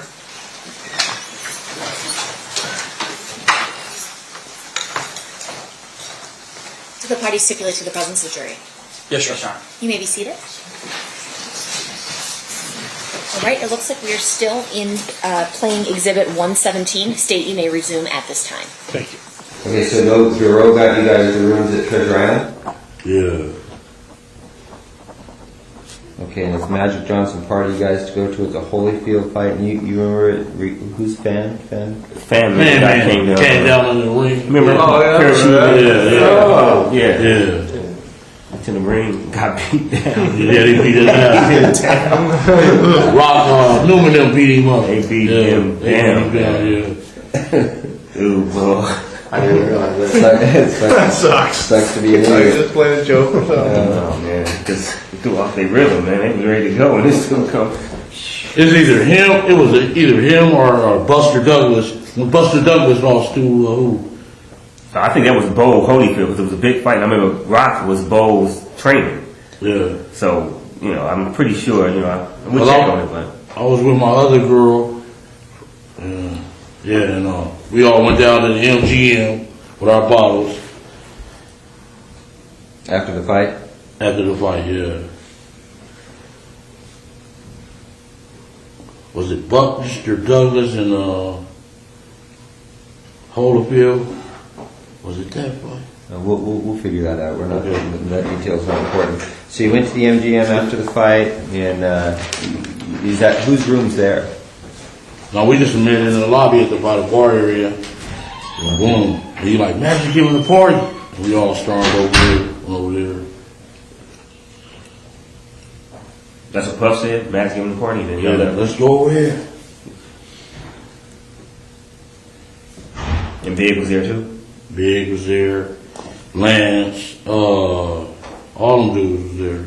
So Puff and Lance were together too? I mean, they were in the same crew. I know they ran together, but anyway, go on. That's all right. And that's when they was about to fight. Lance and Puff got in each other's face. His little gay ass, because he had the money. Was D-Mac there too all the time? I don't think he was at this one. I don't think he was there. Okay, so Puffy then, so you go to the party, and then is there an opportunity where you guys talk with Zip and Puffy again about Tupac and Suge? I know he said it at that room in Anaheim and a couple of times at Greenbacks. Okay. Yeah. Okay, so I'll just bet you don't recall. Excuse me. Yeah, and when D-Mac told me that Zip got the money, oh man. Okay, hold on. When we get to that, yeah. That's a good point. We got to work our way out. Okay, so this, you remember when that fight was as far as dates? And now we're getting into what, are we in 96 yet? No. We're still like 94, 95, right? Late 94, early 95. Oh, yeah, when that fight happened. And then that's the same time, in the beginning, I think, of 95, when the BET award season is in the beginning of the year, Suge said that fight came along. That was the Source Award, he said that. Yeah, but you know how all the awards started, January, February, March. And then the fight was in the summer, wasn't it? Wasn't it a summertime fight? Was it hot out there? I think it was winter. So end of the year, end of 94. Yeah. It was Buster Douglas and Holyfield. Okay. Fight. Yeah. All right. Okay, so discussions regarding, I'll give you anything you guys want to take care of those guys. That's like a year and a half, 2 years before it ever actually happens. Maybe about a year. Well, he's killed in late 96. Yeah. So that would make this, it would have to be late 95, late 95. Okay, yeah, that's what I'm saying. Yeah. Source Awards early in the year, the beat starts, comes all the way around, the summer go through. Yeah. Okay. Concerts. Tell us what happened that made it something other than just him frustrated and boasting. Now, I don't have to give you guys anything. I mean, what made it a specific, like, hey, I'm serious, I want you guys to kill these guys? I mean, when he told me the Greenback. How'd that go? Like, what was the conversation? And who's he? Puff. Puff said. Yeah. Okay. This is specifically at Greenbacks, right? Yeah. How's it go? How's the conversation go? I mean, okay, listen, I'll do it, but I need $500,000, or I've got somebody who will do it, but I need $300,000. I mean, we need really specific details regarding that. Yeah, we wanted $1 million. Okay. All right, so you meet him at Greenbacks for lunch or dinner or what? This was dinner. Okay. Who else was there? All of us, Corey, everybody. And everybody's listening to this conversation? Huh? Everybody's hearing this conversation between you and Puff? What was he talking about? Talking to me. We had went downstairs. When we got there, we was laughing at him.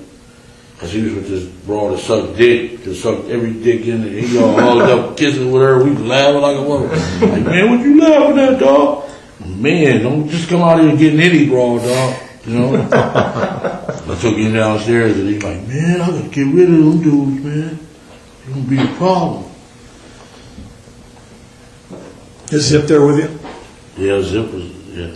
At that conversation. No, you went at the conversation, it was just me and him. So he tells you seriously, man, I need to get rid of these guys. I mean, he's looking at you in the eyes and he's like scared. Yeah. He's scary, dude. Still is, huh? Yeah. Now, when he asked about it, he always said both of them. When he said Suge mostly, or he just always talking both of them. That when he had his boy on after he made the record. But before that, it was just Suge. Yeah. And then after Hit 'Em Up came out. Yeah, that pissed them off. So he's like, kill both of them. Yeah. So there's got to be two separate conversations then. Yeah. It's 3 and 4. Right? Or, yeah. So was Anaheim was just about Suge? Anaheim was about both of them. Okay. Anaheim was about both of them. And he said it in front of all those people. I couldn't believe it. You know what I'm saying? In Anaheim? Yeah. Whole room full of Crips. You know, they motherfucker go after his ass. Yeah. Okay, so he tells you, I need to get rid of him. Got greenbacks doing him down the stairs, and you tell him, I do it for $1 million? Yeah. Then when that shit popped off, he Zip like, shit, this y'all perfect, you know. Yeah. I'm like, man, we ain't got no pistols. He came over with pistols. Okay, so he says, you tell him we'll do it for $1 million, and he's like, okay, I'll do it for $1 million. Yeah. He agrees. You shake on it or something like that. Yeah. What happened? Gentlemen, he like, man, we'll wipe their ass out quick. You know, it's nothing. So that done, you know, that's easy. Did he front you any money or anything? No, he didn't. But after it happened, he called, what's the name? Zip. Is that us? That's us? And the broad was even calling Faith. Yeah, that's us. You know. She wanted the gun too? She was calling Zip. Is that us? That's us? I'm like, yeah, that was us. Was Keefe, was Biggie ever involved in any of these conversations about hitting Tupac? Okay, it was always just Puff and Zip. Yeah. You think he knew about it, or he was just like, whatever, he was doing his own thing? He was like doing his own thing. Lance kind of kept him kind of out the window. Yeah. So this is all Puffy's doing. Yeah. Puffy was scared of the dude. Period. Okay, so you guys make the deal for that, and then you guys aren't out in Vegas then with that intention. That's not why you're in Vegas. We've been going to the fight since Pat days, you know, the 80s. So y'all geared up to go to Vegas, and y'all was going anyway, not even knowing who else was going to be down there. Nothing. Not knowing if Pac and shit was going to We be ain't down got no pistol. We ain't got no pistols down there, and shit, it was right there. This is a perfect opportunity, baby. That was Zip talking? Yeah. Because of what happened with Lane? Yeah. Y'all see the surveillance I got in the car with him, in that Benz. The brawl was in there first. Foxy Brown. She was in? She was in the car with him. Okay. He told her we need to handle some business. So she got out and I jumped in the car. He had a little secret compartment. The thing popped out.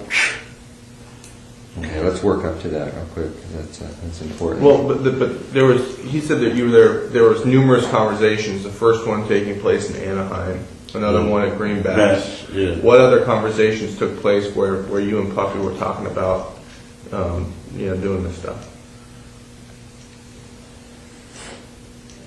So fucking wrong, man.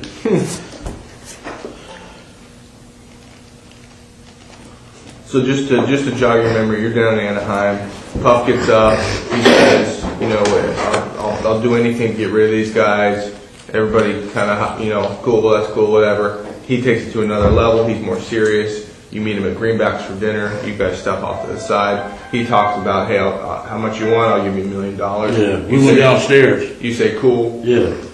Consider it done. All right. Now, what conversations between Anaheim and that conversation, or that conversation and the incident? Any more conversations in there about getting it done? On the phone or in person, either one. Does Zip ever call you on the phone? No. I know after it happened, he kept calling, that us, Yeah, that's us, motherfucker. Yeah. Did Zip ever try to push it like, hey, the boys still talking about, getting this done? Yeah, he just said that's our perfect opportunity. That's it. But in between, he never said nothing like he was trying to, like, almost broker it. Like, yeah, I talked to Puffy, asked him, y'all gonna do that still.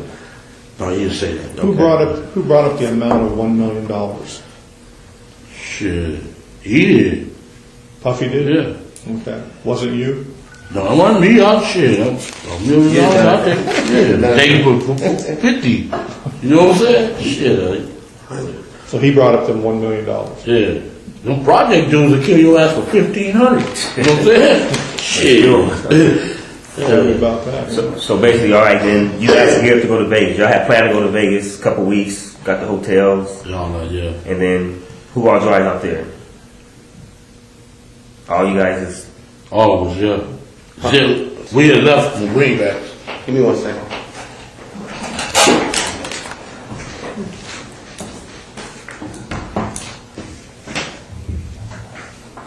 No.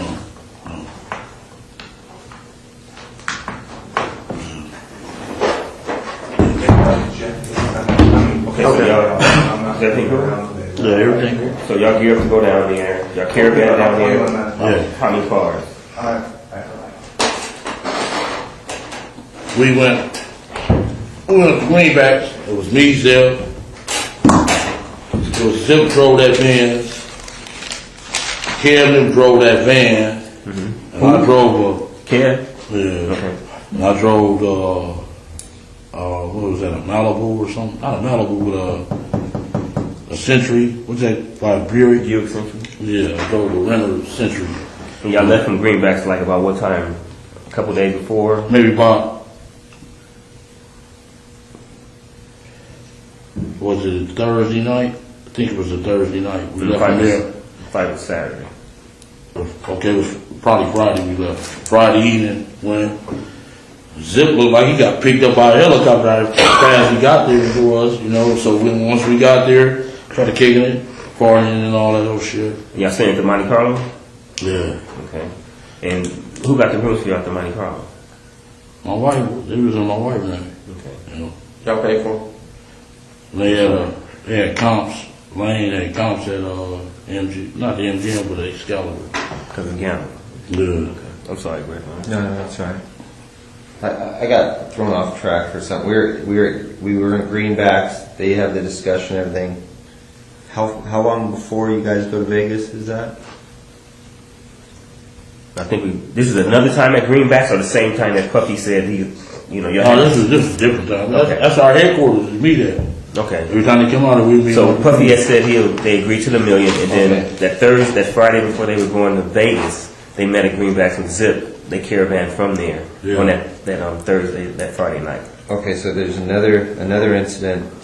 You guys meet at Greenbacks. That's when we go to the fight in September '96. Okay. And you leave from Greenbacks to go to Vegas. Yeah. And that's when Kevin's driving the van. Corey, Detroit, the dude from Detroit, Tracy Session, Wynn, all of them was in that van. Me and my girl was in the Century. Zip rode with somebody else. Who's driving the Cadillac? Lane and them didn't come to the next day. They came on Saturday? Yeah. Like what time did they arrive on Saturday about? I know I'm getting ahead of it, but just trying to clear it up real quick. They rode about 2 or 3 o'clock. Okay. And who came with him? That whole crew was in the car, nobody else? Nobody else. Just those three? Minus the people minus you? Dre and T? Yeah. Hey, real back at Greenbacks, when you and Tuffy talked about $1 million, you said you walked downstairs. Did he say, come meet me downstairs? Yeah, he said, come on downstairs and talk to you. Oh. And asked me, why was we laughing at him and shit like that? I said, man, don't be coming out here just getting anything, dude. Right. If you want some bras, just let us know. So he asked you to come downstairs. Did you guys talk about anything other than that specific thing? We ordered some more bottles. Then he took me, it's like a 2-part thing. It's like the deli part right there. Then you can walk back and look for the bottles.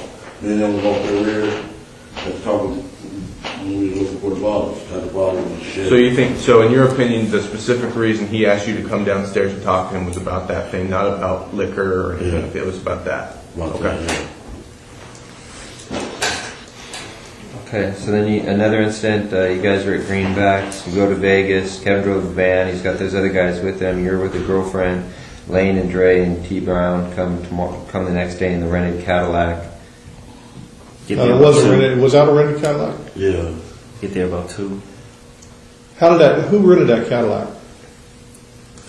T Brown. Yeah, T Brown. His mom, right? Mother-in-law. Right. Okay. Staying at the Monte Carlo, you said your girl had him in her name or Paula? Paula. Okay. You alright? Can I ask you a quick question? Go ahead. No, we'll get to that later. Ask it, ask it. No, that's okay. Come on, now you make us curious. Just ask. No, it was something, it's too far ahead, so I'd rather just stay intact. Like Greg was trying to write fast to get the stuff down there. I don't want to get too far ahead. Okay, so you guys are out in Vegas. You're there the night before the fight. The next morning or the next afternoon, Lane and them guys show up in the rented Cadillac, and you guys are all at the MGM. You guys go to the fight. Right, so lead us through it from there. Okay, you meet Zip out there. Yeah, it was Zip, we all rode together. Me, Zip, Kev, and what's his name? But he just took off his Benz was faster than our brother. Oh, okay. And we got there. Did he stay at the same hotel as you guys? No, I think he stayed at the MGM. He like, some dudes fronted his ass off right in front of us. What happened? He's like, motherfucker, this motherfucker's a snitch. We like, what? He like, yeah. Damn. What did he say? Huh? What did he say? He didn't say nothing. He just, his eyes just got big. Then the next day, we got our tickets from the little dude named Shorty. He from 60s. Shorty from 60s. How did he get the tickets? For the fight? He's a scapper. He be at every anybody can get tickets. He be at every event. When I was in prison with him in Soledad back in the days, he was a little youngster. And he started selling tickets, scalpers. We went and got our tickets. Ooh. And our tickets was like separated. Lane went in, everybody else went in, and boom, we went to eat. We was eating, and man, they came and said, they just beat up Lane. What restaurant were you guys at? You remember? You was in the hotel lobby? We was in the hotel, yeah. At the MGM at a restaurant. Was it the cafe up there or something? Went to eat after the fight? Yeah. How come Lane wasn't with you? Because the scappers had different locations on the tickets. You couldn't get them all in one place. Yeah. So you got separated. He went his way after the fight, and he got caught up over there. Then. Yeah, we was ordering our food, and they like, hey, Lane just got beat up. I'm like, Where was Zip at that point? Zip and them was in the lobby part where you register. That's where we ran into them. Him and Richie Rich. I heard of him before. I know. He's an older cat, right? Richie Rich? Yeah.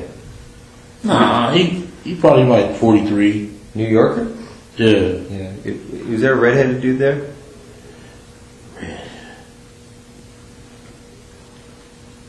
I know Richie Rich was there, and Richie Rich. There was a few New Yorkers though with Zip. Like, man, y'all need some help? We got this. That's what they said? And all these other cats? Yeah. Well, how come everybody else was at the restaurant with you? Everybody knew to go to the restaurant, but Lane was on his own by the doors. Yeah. Well, why? Something's missing. Why is he at the doors and everybody else is at the restaurant?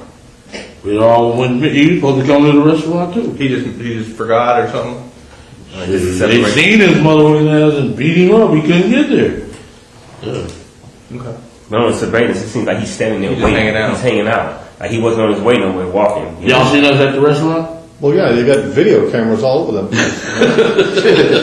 But him, he wasn't. He was. Y'all seen me? He's like posted up. It looked like he was looking at them when they walked by. You felt like he was waiting for him, you think? I mean, I don't know whether he wasn't waiting for him. That's what we're asking you. A lot of this, You know, we be after the girls, man.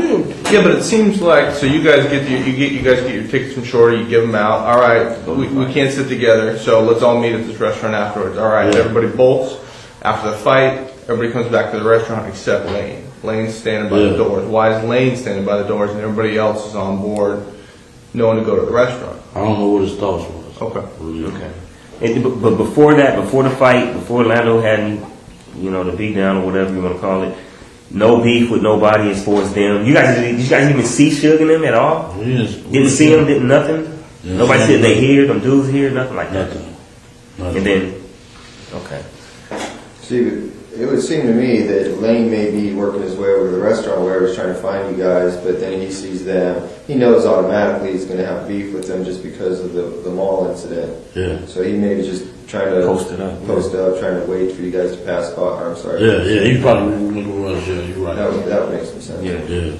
He just got separated. Okay. So he. Y'all seen us at the restaurant? No, the film. Shit, Darren was the waiter. Y'all see me and I can't believe you don't remember seeing me at the house on Compton and Bay, all that, man. I can't believe it, man. This task force has been around a long time. I can't believe you don't remember seeing me, man. I shook your hand a couple times. I'm like, what's up, man? You know, what's up? And you kept moving like you knew me. And I'm like, what's up, man? How you doing? But you was just Keefe, so. Shady, man. So dope. Anyway. Y'all seen us at the restaurant too? Yeah, I just got the name of it because it's been so, like you said, it's been so long ago. But okay. Y'all see me and Zip in the Vans too? I did. I don't remember seeing it. I don't remember seeing it. Okay, but who was in the restaurant with you? The crew, me, Bubba, all of us. Kev. Was Debian and them hanging out with y'all at that time? No. The Vegas dudes? No, they wasn't. They knew nothing about this. Nothing about this. Y'all didn't hook with them at all. Nobody, Qatar, Carol, KC, whatever his name is. None of them dudes. Y'all didn't hook up with none of them from We Vegas. seen KC down there. Okay. We didn't see Doug Carter, the other boy, Chin. Okay. Where did he go? Huh? Damn. You know, T.R. Yeah. He just got a good 5 months ago. Victory. Okay, so Richie Rich and Zipper in the lobbies with some other New Yorkers. You guys read, blah, blah, blah. Lane gets into a fight. And then Zip and his boys are like, y'all need any help? The East Coast asked us first. And my boy. Who? And. One from Paramount, man. Oh. Really? And. Oh, Anthony? Anthony Triggs. Yeah. He was down there? Yeah, he asked me, y'all need some help? We like, no, we good. Did Treggs hear any of the conversations between you and Puffy? Was he there for anything? Who? Treggs. And. And? Yeah, the one you're talking about right now. No, he didn't. Did he get Cadillac? Is that Cadillac? Yeah, the one. Yeah. Yeah. Was he there for any of the other conversations or anything No, the like Cadillac was Reed. That's true. Oh, that's Trevor, right. yeah. The other one was. Ant was the other dude that came with the other car. That's right. The other one. He was there. We seen him first. He like, he jumped on Lane. Ooh, what's up? Y'all need us? We like, no, we cool. Then we ran into Zip and them in the lobby. That was the light-skinned kid that stopped us and talked. That was Ant. When y'all was watching, he stopped us and talked to us. And we met Zip and them in the lobby. We went all out to the parking lot to get the cars. Okay, let's just stop right there. The whole crew? Yeah.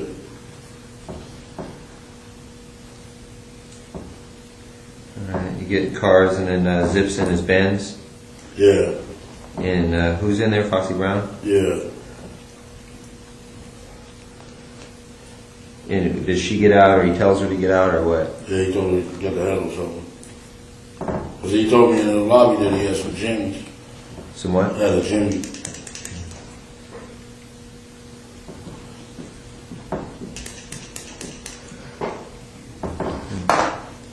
You need one? And you get in with Foxy Brown was sitting in the front seat? Yeah, and she got out. She was wearing pink, little pink thing, and I jumped in the car. He gave me the Jimmy. Who was Lane and all them? I'm sorry, Greg.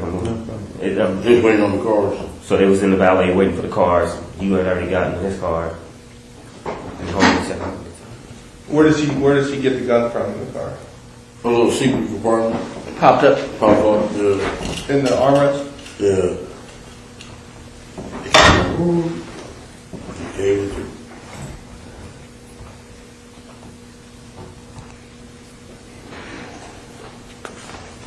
Was it a Glock? Yeah. 40? Yeah. And I ain't ever told nobody this story. Doesn't it feel good, man? Get it off your chest.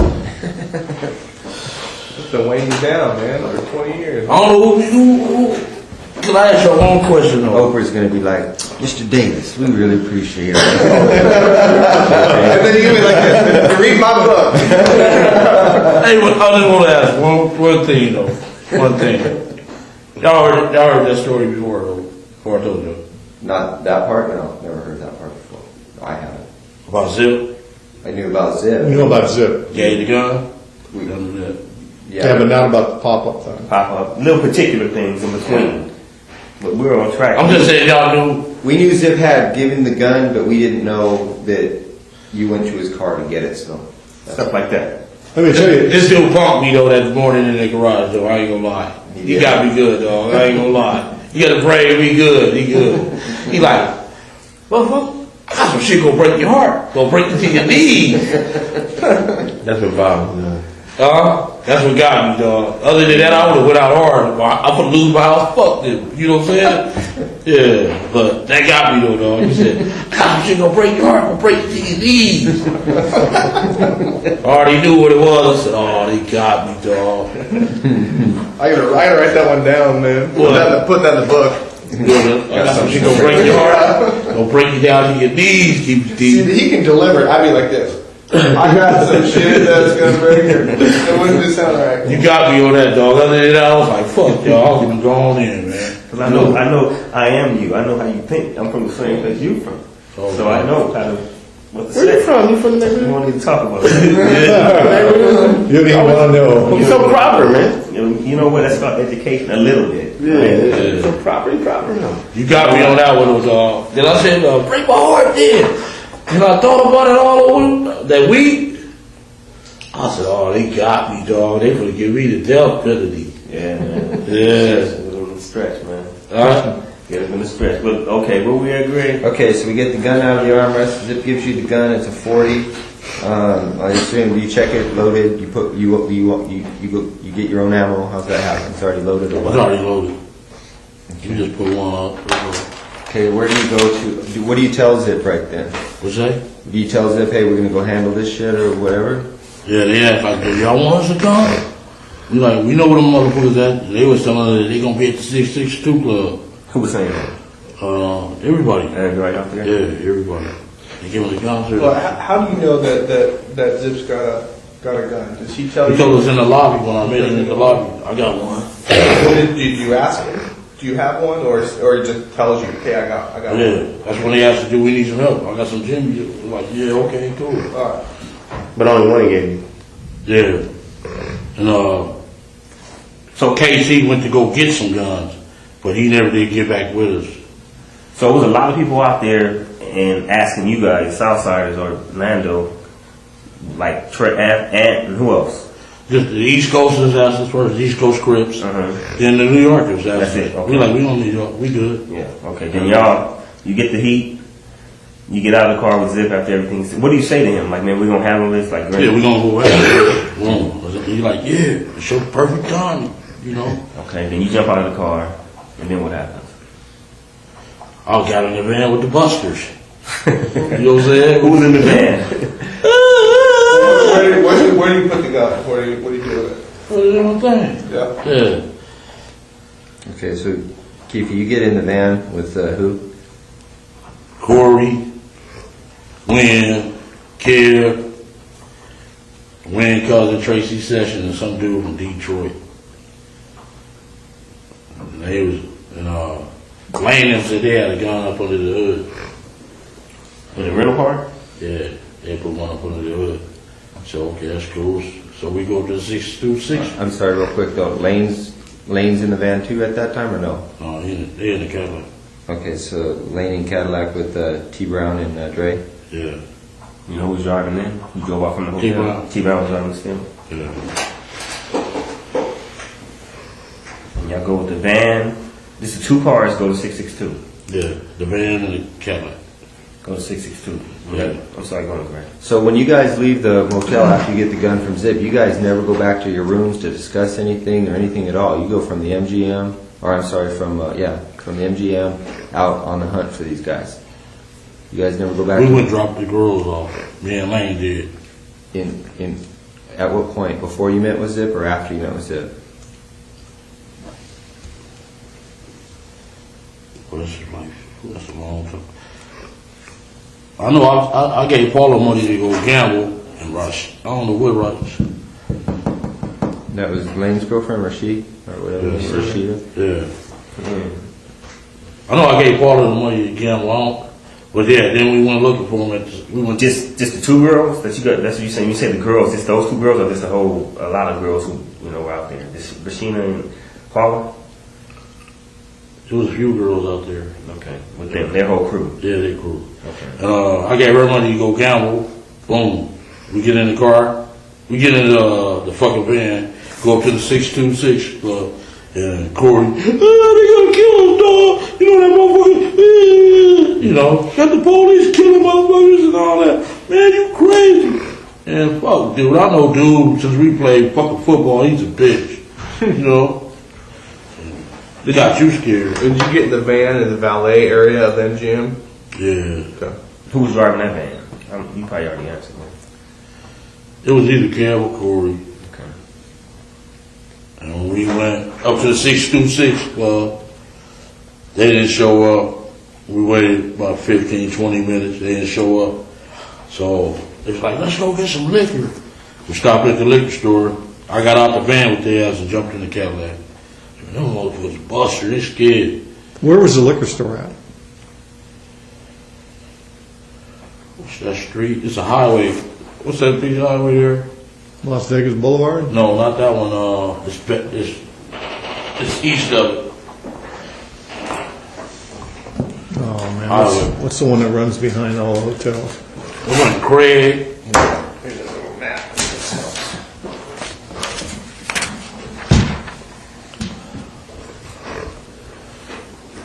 They may or may not be on that map. That's kind of just the intersection where they kill anyone. Yeah. This east of this. Just a little liquor store. Yeah. It was a little, what was it, 7-Eleven or something? Real close to the 626 club? Yeah. 662 club? It's a big highway. It's in Merlin Boulevard. One of them. Okay, so you guys go to the liquor store. You're tired of listening to Corey whine. You jump into the Cadillac, and you what? You go to the liquor store. You get out of the van. You jump into the Cadillac with Lane and them guys, and then what? We rolled up. What was that? Was that Harmon? There is a Harmon on there. Harmon Street's on there if you can see it. Should be a Harmon Street on there. Koval, Harmon. And where did he get shot at? On Harmon, didn't he? Mm-hmm. Yeah. Was Flamingo and Harmon right there? Something like that. No, it's on this street in Harmon. He got shot. Yeah, Koval. We was I think it's Merlin Parkway or something like that. Is it called that? Yeah. I think the little liquor store was right there. Then we came up Harmon, got the Las Vegas Boulevard, and shit. Here they come in that BMW, like gang of cars, and bras, Tupac. And we like, there they go. Made a U-turn. We wasn't supposed to make a U. We just swung a U-turn, and they was in the middle lane. And we just pulled up on the side, checked every car to see where they was. So what directed your attention to him was some girl shouting at Tupac? Tupac! He gave himself away. Otherwise, they would have got away. He all hanging out. You know how he do. Oh, they was and we ain't got him. You did a U-turn, so then you pull alongside of it. You guys are in the car. Have you already handed Lane the gun at this point, or at what point do you hand him the gun? I thought he was gonna pull on my side. You know, that's my little nephew. I'm gonna look out for him. You know, and he pulled on his side. So you were fitting to blast if you had to, or you were just? Yeah, if we would have been on my side, I would have blasted. Okay. So you hand the gun to the back seat. Yeah. You hear Lane. I gave it to Dre, and Dre was like, no. And Lane's like, dude, he popped it, dude. Now, when you first talked to you a few weeks ago, you did say that Orlando was behind the driver. Is that right? No, Orlando was behind me, the passenger. Okay. Dre was behind the driver. Okay. So when you passed the gun, you passed it to Dre? Yeah. Okay. He was the closest to him. He you know. He didn't want no part of it? Yeah, he was scary. All right. I known he would be scary, but when I got out of jail, they said he was a bad motherfucker. Dre? Yeah, I'm like, is that right? He used to feign all that shit. All that shit. Oh, what we gonna do? Could be Duke had his girlfriend like to kill him. Huh? His girlfriend killed him, didn't she? No. I think you're. No, she did. He just had a sinus problem. Okay. Okay, so Lane, so you guys pull up alongside. This is essentially, I think, what.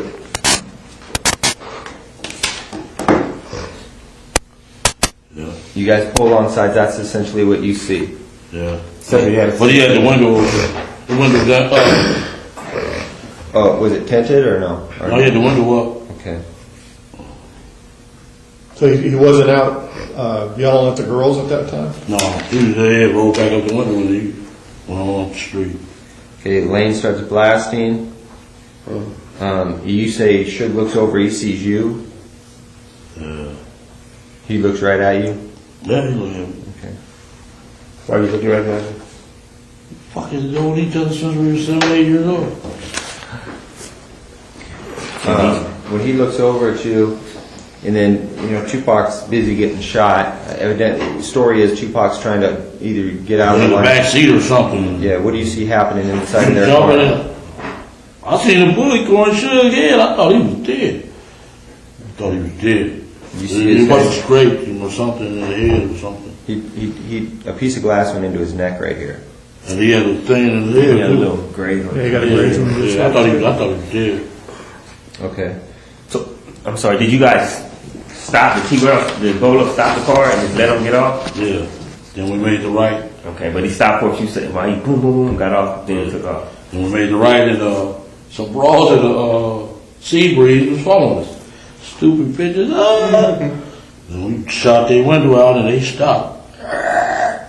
So Tupac's trying to jump in the back seat. And what Suge doing? Just ducking? Ducking. He couldn't really duck because he was too big. Yeah.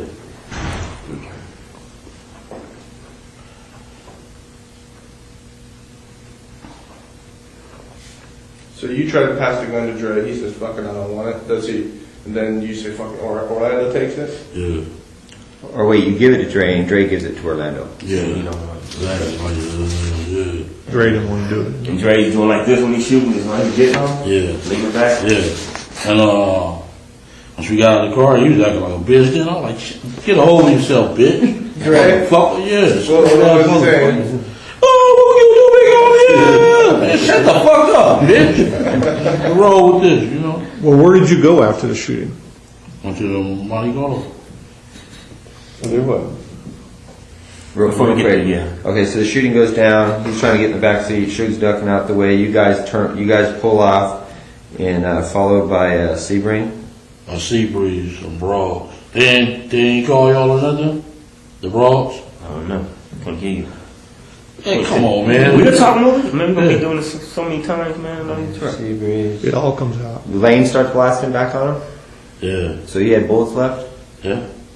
How many rounds did you say he shot in the Tupac in the car? If you had to, About 6 or something. 6. And then how many times did he shoot at the girl? Twice. Just twice. Okay. Afterwards, when you guys are rolling,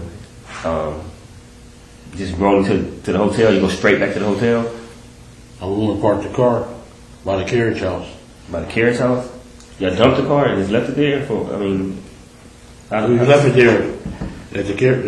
It's a parking lot on the opposite side of the carriage house. We left the car there and put the gun on the tire and left. On the tire, front wheel tire, back tire, what? Front tire. And then left. Yeah. Was there any bullet holes in the car? Because somebody said somebody shot back at you from. No, ain't nobody nothing like shot that. back. No, there was never no bullet holes in the car. Never. Okay. Which tire on the front? You're the passenger side or the Passenger side. When Orlando was shooting, was the gun all the way out of the car? Or was it in the car at all? Do you remember? We got the shells out of there, though. Did you? Yeah, we did. on your way to park the car? When you were leaving to go park the car? The next day. Next day. Both of them. So the next day, oh, you didn't go back the next day? We rolled back the next day. The gun was gone? The gun was on the tire when I left. The next day though? I got in my car was, well, I was in a rental car. I don't know what they did with that after that. Well, Keefe, man, you just got this gun from Zip. You don't want him implicated in the shooting. Now you've got a loose end because you put the gun out there on the street like that. Could come back to Zip because we don't know, and you don't know at this time whether it's registered to him, his people, whatever. That's kind of lame. No, let me say something. Okay. He don't give a fuck about Zip. Yeah. He just No, does. at that time. No, he don't think like, you know what I'm saying? He ain't thinking like that. Well, why would you leave a gun? He's not thinking like, y'all thinking intelligent. Retired Las They- Vegas. You just killed, they just did a big murder with it. They're not thinking like that. You want the truth or you want me to tell you a lie? You want me to lie? No, I want the truth. Okay, we left the fucking gun on the tire, dude. That's all. That's all. That's the last time I seen the gun. That's the last time you saw it. Yeah, they don't think like that. You want me to lie? I can throw it They don't get us back. anywhere.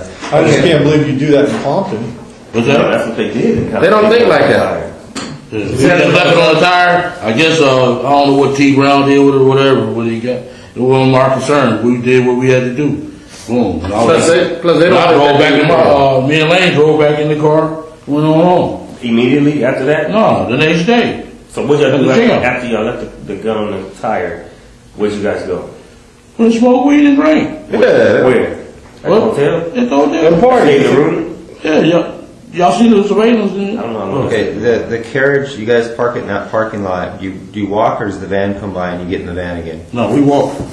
Okay, you walked over to the treasure or the Mark. We walked right upside that Coca-Cola place. It's a little crosswalk that goes straight to the Monte Carlo. Okay, so you guys go back to your room. And they pulled up in the ambulance while we were standing right there. Take our bullshit. You guys on the street with We on Las Vegas Boulevard at the crosswalk, and they pull up at the ambulance right next to us. With him in the car already? Tupac and Suge in the car. And y'all just walked This him? close. Did they see y'all? Suge see? He couldn't see out the ambulance because he wasn't really hurt. No, they couldn't see. We didn't give a fuck. We They know they I'm talking about the ambulance was parked right here. Right next to us. That shit was funny as a ball. So you guys continue, you party at the Monte Carlo, you go someplace else that night, you strip club or anything like that? We was at the Monte Carlo. Okay. And you all four stayed together? Y'all four stayed together? T Brown and T. you Brown and Dre. Lane. All of us there, we stayed together. By that time, the band had come back around. Yeah, they came back. They came back. They met you at the hotel. They didn't even know we did it. Y'all didn't tell them nothing. Y'all just act like nothing was going on. Nothing was going Let me on. say something real quick. It's weird. I know how, like the way Greg Carter said, it's like, y'all just did this big thing, but to them, that dude's nothing. Yeah. Y'all don't care about him. They act Yeah. like, yeah. Yeah. They don't just act like he's a big thing and nothing. They like, he's nothing. He's dead. And when we got back, the war broke out. Yeah, we'll get to that. So you guys go back, you just party, drink, smoke. It's not really discussed. Nobody's making a big deal about it. Everyone goes back to their room to go to bed. You talk to the girls about it at all? Did you tell anybody? I don't know, man. I don't get down like that, man. I ain't tell nobody shit. That's like I tell my nephews them stop saying that shit. Don't be on that internet and MySpace, man. When you saying that shit, they come. Then they get that dude for making average 30 years later. I think someone went to the bathroom. So is that what it is? Oh, no. That's strong already. So you guys do that. Go back to the hotel. Do all the Southside. Who all was in the room afterwards? Is everybody? Corey, Kev. Corey came later. He said, "You learned Tupac again." Like, is that right? Y'all laughed. Huh? Y'all laughed. Yeah. So he came in with the news that he brought the news that he had died. He thought he had died. Right, yeah. They said they both shot up. Okay. All right, so that night goes by. The next morning, you guys go get up and you go back down to the Cadillac? I didn't ever go back down to the Cadillac. You didn't? Some other people went. Okay. T. Brown, he had to go get the car. Okay, I thought you said you and Lane drove back. Oh, we drove that, a Century back. Was you in there? The car. And your Me wife? and my wife. And she was his girl in there too? I think she was, yeah. Okay, so 4 of y'all. Yeah. But during that night, after the shooting, was there any phone calls between you and Zip or you and anybody? No. Nothing. It was dead that night. Nothing happened. The No next day, communication. we met at that, right here on 3rd and La Brea at that hot wing place. So Melrose? Paul was like, what up? Yeah, Melrose. All right, so you get up the next morning, and what happened? You turn on the news, you see he's dead. We already knew. You already knew he's dead. Any phone calls? You call anybody? You call Zip? And, The next day, The next day, he was like, Zip called you, you called Zip. call me. And he said, was that us? Paul kept, yeah. Then he called while we said, is that us? Yeah. Wait. So Zip called you and said, "Is that us?" Meet me at the hot wing place. I met him at the hot wing place. And, but you said the hot wing place is here in LA. Yeah. Okay, so let's go back to Vegas. So you're in Vegas. You wake up the next morning. Yeah. All right. You turn on the news. You see he's dead, or you knew he's dead. You get a call from Zip, right? In Vegas? Yeah, in Vegas. I'm talking about. Walk me through that morning. Who called you, or what did you do that morning? The next morning, someone called you. Remember, he was in Vegas, too. Right. From Vegas. No, we left. We got on about 10 o'clock. Then I got a call once I got back to LA. And he said, come meet him at the hot wing place. He said, Puff, come on back. And he told him, yeah. Okay, so let's go back to Vegas. What were you gonna do about the car? What was I gonna do? What were you gonna do about the car? Or what did you know was gonna be done about the car or the gun? It wasn't my concern. You didn't care about it at all. Yeah. Okay. I thought my mother-in-law had rented my car. I had to worry about her car, and he had to worry about his car. Shit. And I swear, highway patrol was gonna pull his ass over, man. Y'all was man. Y'all was. Do you know if he had the gun with him still? I don't know. I know the highway patrol was on his ass for about at least 10, 15 miles. I know he was shitting bricks. You know what I'm saying? I'm like, damn. And you never know what happened to the gun. After T. Brown never talked about, No, I never knew. Okay, so you get back to LA the next day. Zip calls you, says, meet me at the hot wing place. Where at? Melrose. Right there by Peaks. Melrose and Brand. You know where Peaks is? Yeah. Place to this. Alright, so you guys go over there. Zip shows up. You guys, what happens after? What's the conversation with you and Zip? He said, Paul kept on calling, was that us? That us? And he told him, yeah, it was us. Faye called him. Woo-woo. I said, we go get our little money. He said, all right, I'm going to go back out there. Woo-woo. Okay, so Puff called Zip and said, was that us? Faith called Zip and said, was that us? Would you talk to Puff too? Yeah. Yeah.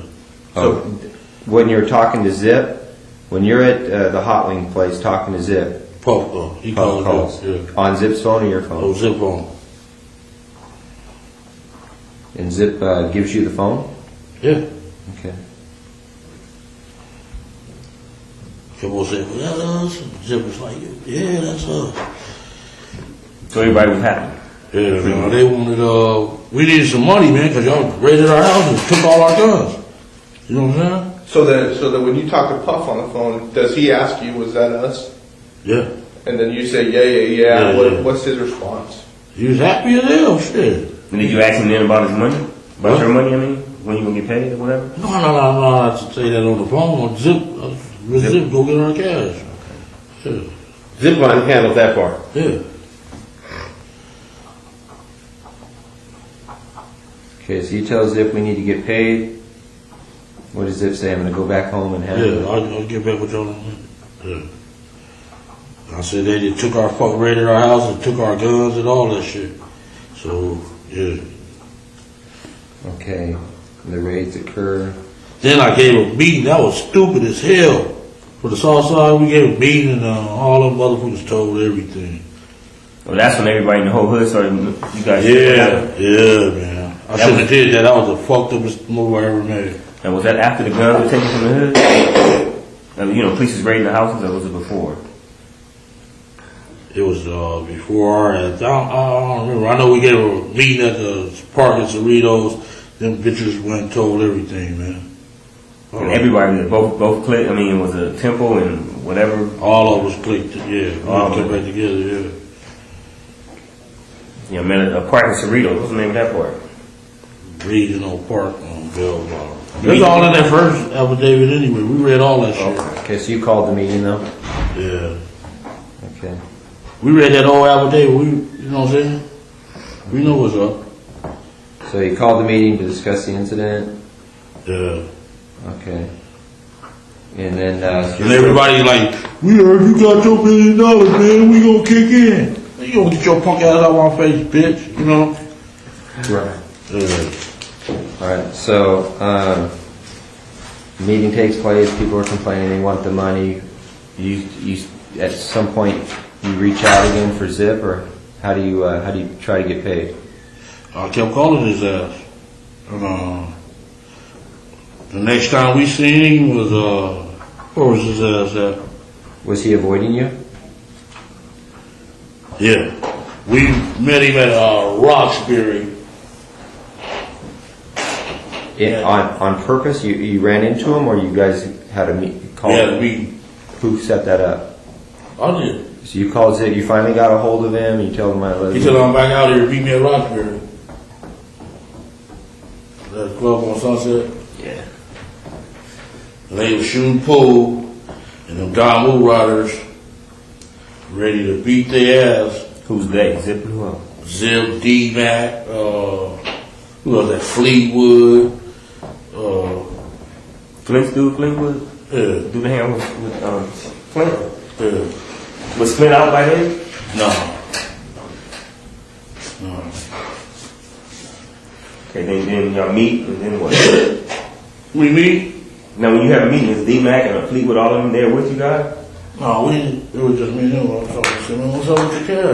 And he ain't gave it to me yet. And D-Mac told me that shit. He said, man, Zip got that money. He like, huh? He didn't say that like though, because you thought he was still trying to get the money, right? Yeah. I'm talking about he told me this past summer. And they fell out behind all that shit. When you guys met at the Roxbury, how long, how much time passes before I'm sorry. After that Halloween place? No. After the shooting in Las Vegas, how long is it before you guys meet at the Roxbury? Like months? About a month and a half.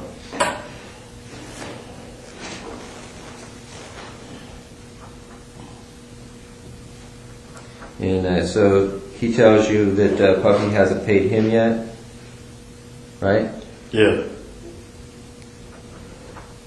All right. And what do you tell him? That what's up? What the fuck? I need money. Yeah. We need money, motherfucker. They took our guns, all that shit. We need some money.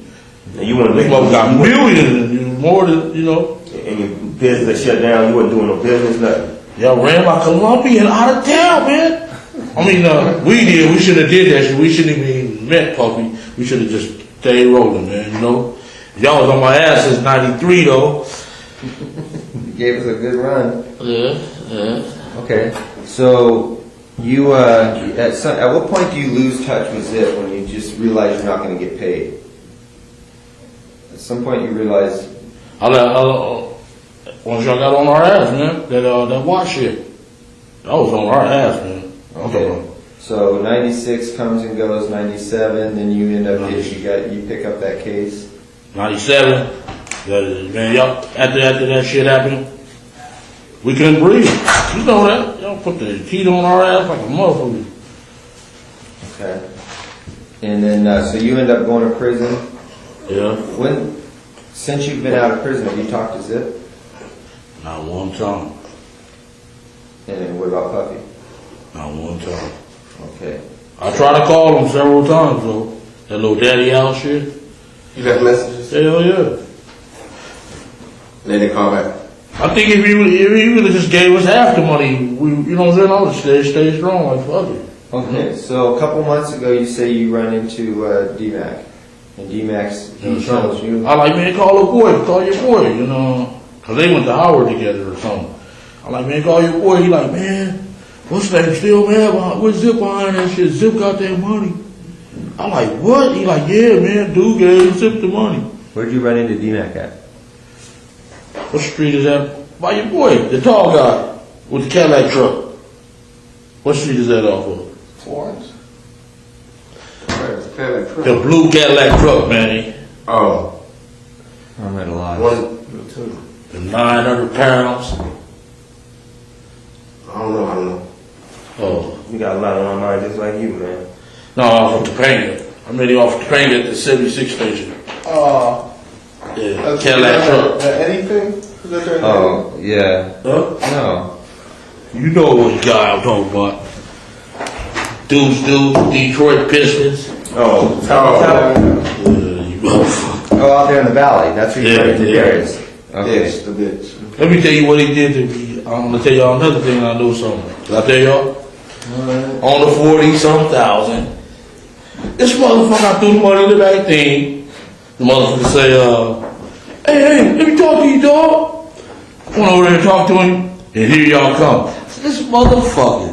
I'm up on all that shit, dog. I said, this motherfucker got my money cracked. As I was thinking about it. He said, man, let me talk to you. Man, if the police hanging out in front of your house like that, I'm like, yeah. I said, man, that sound like the Fed. He like, yeah. I'm like, yeah. And sure enough, here come the car from by the school, and here come the other one off Glencoe. The car off the school threw us off. I said, oh, here come the popo. I jumped in the car, and here come that other car. Woo! Ah! Stopped right at me, man. And grabbed him, and he like, man, look at the gun. I'm like, you going to jail, dude? And he like, yeah. Dude handcuffed his ass, put him in another car, and let him go before us. I said, oh, that motherfucker snitching, man. Tell you, I'm up on all that shit, man. Y'all shit is easy, though. I swear. Yeah, they handcuffed me for it. Huh? Let him go with his gun. I said, damn, what he need that for protection from me? That's a cold shit, boy. Well, let's get back to. Okay, you run into D-Mac in the valley a couple months, 3 months ago. Yeah, like August, summertime. Talking about this year? Yeah. And you tell him, hey, call your boy, call Puffy. Yeah. And he tells you. And Zip got paid. They fell up on that old shit. Plus Big got killed. Shit, I better not see his ass. Okay, they fell out behind what? Behind the money. They behind Big got killed 6 months later. I thought y'all had us, dog. I'm missing something. Yeah. Puffy and Zip fall out. Right? Behind him making the payments to Zip. Zip keeping the money. Zip kept the money from us, dog. And he didn't give it to them, and then Big got killed. Yeah, all that. I thought y'all had me. Y'all both had our back. How do you suppose Puffy found out that Zip didn't pay you guys? How does Puffy know? I guess he knew. Win, I guess. Win seen him a couple of times. Zip? No, he seen the boy. Puff. At one of the Snoop parties out there.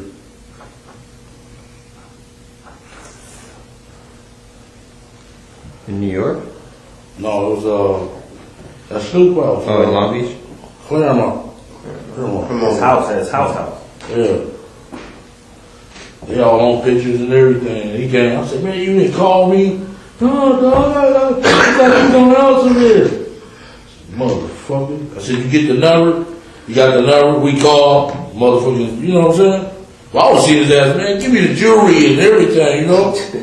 Stupid motherfucker. Okay, so Zip doesn't pay you. Puffy's pissed off because Puffy did make the payment. You have any idea what amount of money Puffy paid? D-Mac didn't say it. Okay, so D-Mac tells you they fell out beyond that whole thing. You think that Wynn had probably talked to Puffy about the money? At one of these Snoop Dogg parties? I said he didn't. He just gave him the number. I heard Keefe out. Ooh, here go the number. We called him up with a number, phone him off. Puffy gave Win his number? Yeah. I said, you let him give you a number? That was so stupid. Why you get the jewelry? Let me hold it. You know what I'm saying? Collateral. Yeah. Okay. But you left a message when you get the number? What? You called and left a message? Yeah, he ain't answer. The man got about 50 phones. He throw that shit away. The phone's easy, man. All right. And what about you? You also said that that Kane told you something about Zip. Yeah, he said Zip got the money. He fell out. When was that? When did Kane tell you that? When did I get out on that violation? That was 2005. Kane's name is Gregory? Yeah. How about Pete? How much time they gave Pete? Pedro Hill? Yeah. Shit, I think he got 5-6 years, didn't he? Ooh. Darn, damn, hurt. Boy, this is a cold dude, man. The game ain't right. I advise everybody to quit, dude. Where were you when Kane told you? Is this when you were back in Richmond, or? Care about it. Oh, Only went out there one time, they said I stole $10,000. I said, bitch, I stole $10,000. No, that's your brother saying that. That's not. Yeah. Kevin. Yeah, stupid ass motherfucker. He don't know I'm saving his life. $10,000. Oh, you know about that too, huh? Yeah. Okay, so Kane tells you you're over at Kev's house 2005. Kane tells you, man, Zip got that money. How does Kane know Zip? Just from out there in New York. Just the New York connection? Yeah. Everybody knows Zip. Zip's big and a mother out there, man. Yeah. Now, you know Kane's on the run, right? He on the run? Yeah. Oh. You have any contact with him at all? I thought his ass was snitching because he got caught with 12 keys. Yeah, he boned out on that. He did? Yeah. I ain't got no country. He be up in Baltimore. Right there by that school. By the way, do you know if Gregory Brooks, if his people back in Baltimore are the Brooks brothers that were in the newspaper like a couple years ago behind that big bus? No. You don't know if that's his brothers? No. Gregory, just my cousin. Okay. Yeah, I know he was sending stuff to Baltimore, but wasn't he, the Brooks brothers from Baltimore, you don't know who they are? No, he ain't no kid. Okay. Yeah, his brother named Garfield. And he phone coming in. Gregory quit. Gregory, Craig, all of them. All my older brothers and shit quit that shit. Yeah. My Greg's sons, both of them in jail. One of them in jail, aren't they? Yeah. They got banging and stuff, huh?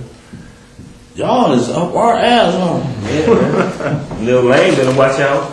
Craig's brother, he out there. Why you gonna stop him from doing what he doing? He out there banging and stuff, ain't he? Who? Craig's little brother. They call him Lil Wayne or whatever. Craig's son. They call him Lil Wayne? Something like that. No, they don't. Mando or some shit. I don't know. Something like that. Baby Mando? Yeah. I think one of the last things is, what makes you think though that now that you'd be able to talk to either like Zip or somebody in person?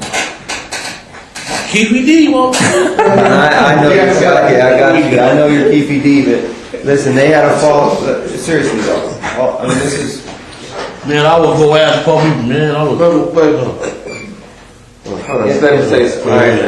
Puffy's Puffy. You're Keefe D. Puffy's Puffy.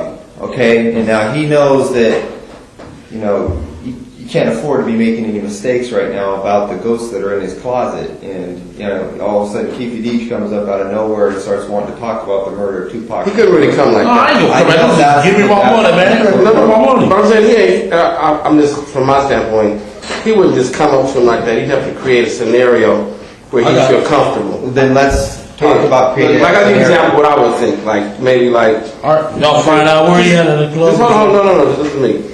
You wouldn't just have him just pop up on the dude. No. You create a situation maybe like where Keefe was in town, he was doing well, maybe Keefe had a business and that he was putting together, a clothes business or something like that. He'd come at him like that and then they would kick it and then the conversation would come up. I mean, you wouldn't just have him just walk up on him like that. Right. We I mean, we don't know how to create that. That's why we need your guys. Because I mean, public. You want my input? Give me that. Yeah, Let me see. Exactly what I want. Is your input. How do you think you can have it? No. I've been looking for his ass. Believe me. You know that too, right? Yeah. When I run into at the club, man, when he got that walk of fame, motherfucker, I was right there. But what I'm saying is, that dark. But what I'm saying It was too many of y'all around here. He's not going to just give you a straight conversation. He's not even going to comfortable. You got to create something that's comfortable for him. I mean, I know how you're thinking, but it's been a while. He's sophisticated. He's scared. I'm just saying maybe you have to create some type of. They know they don't want to mess with you. They don't want you coming at them wrong. He embraced it when? You know what I'm saying? He ain't, my boy, you know what I'm saying? He cool like with win like that? Yeah, he gonna embrace the shit out of us. That's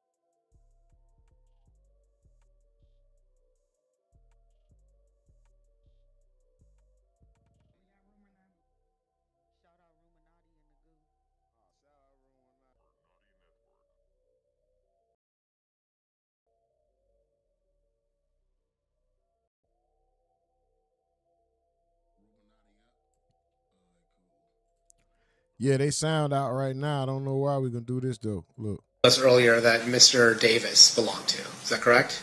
Yes, sir. And by Mr. Davis, I mean Keefe D.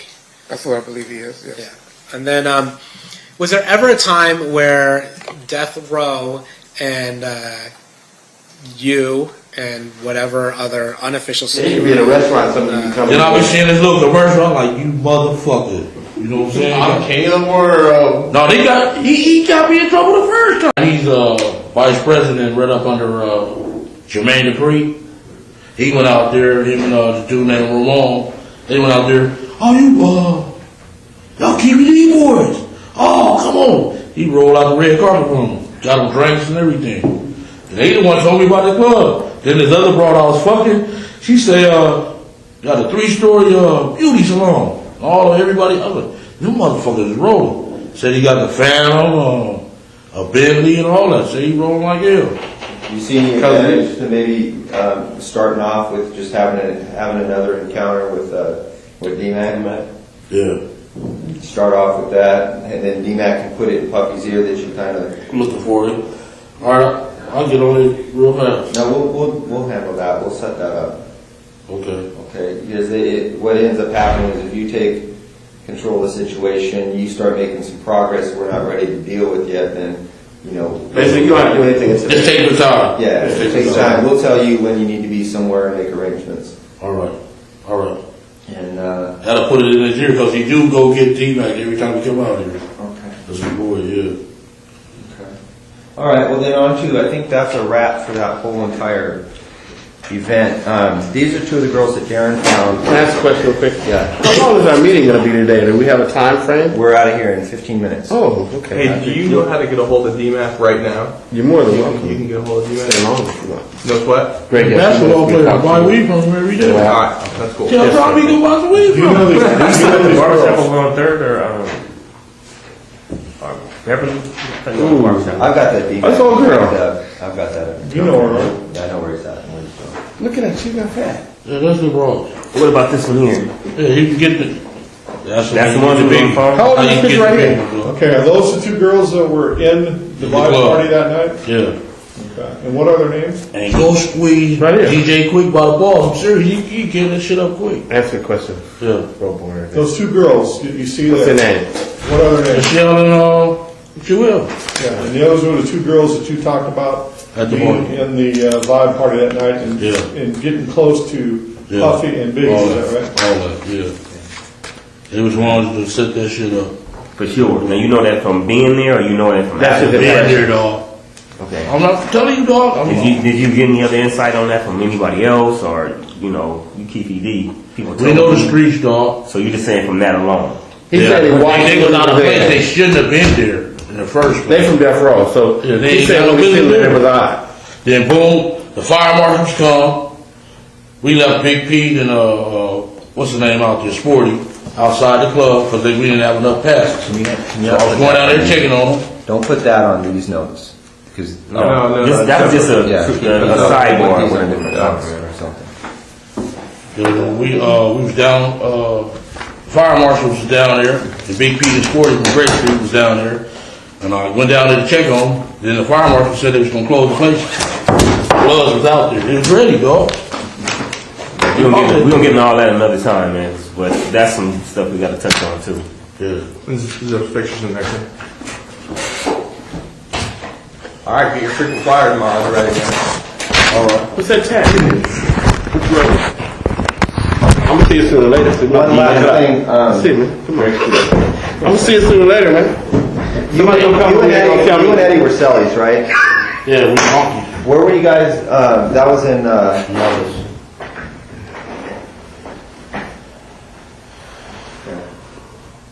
What? Go. I wanted to ask you something, but excuse me. What do you know his last name to be? Samuels. Huh? Samuels. Samuels. Samuel. Oh, okay. He asked me a question. Which I find out anything else. I'm gonna ask you one more thing. I know you probably been on vacation, 93. Okay. I need to know this. 93. You working on a while.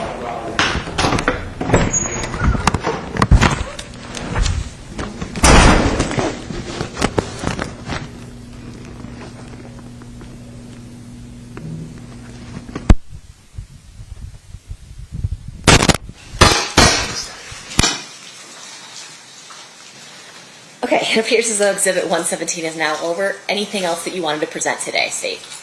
No, 2009 is not as long, but I think we just give them a break now. Okay, sounds good. At this time, we will recess for the evening. We're coming back at 9 a.m. tomorrow. During this recess, you are admonished not to talk or converse amongst yourselves or with anyone else on any subject connected to the trial, or read, watch, or listen to any report or commentary on the trial of any person connected with this case by any medium of information, including without limitation, newspaper, television, the internet, and radio, or form or express any opinion on any subject connected with the trial until the case is submitted to you. We'll see you back tomorrow. Thanks, guys. Is that for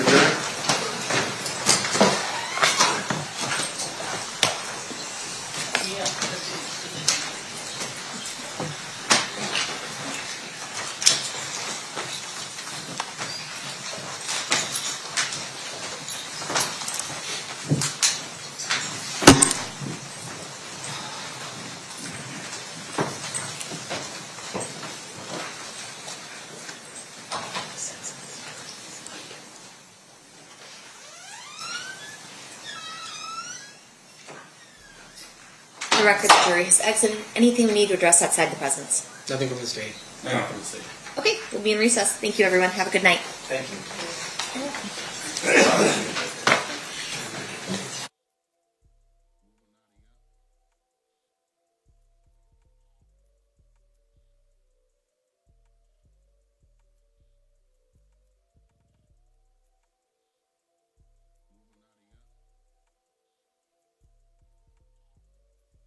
All right, y'all, ain't no need to prolong it.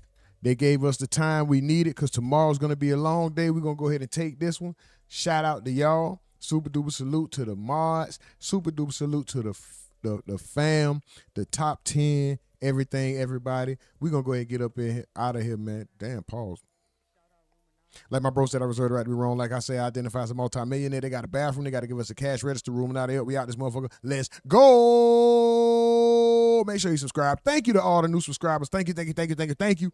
Shout out to the OGs, the day ones, and the MFMRs. Best mods in the game. Most aggravating chat in the game. Most appreciated chat in the world. Hold on. Let me run it up real quick because we didn't do it. I got to do it. Then we out this motherfucker. Boom. There we go. We done broke the glass. We done did all kind of shit. We gonna celebrate. We gonna get up out of here. We gonna take this day. Y'all so aggravated, man. I appreciate y'all. So aggravated, but so appreciated. We done broke the goddamn glass. We done shook the building. All kind of shit. Let's go. And on this shit, I ain't gonna be. Thank y'all. You'll probably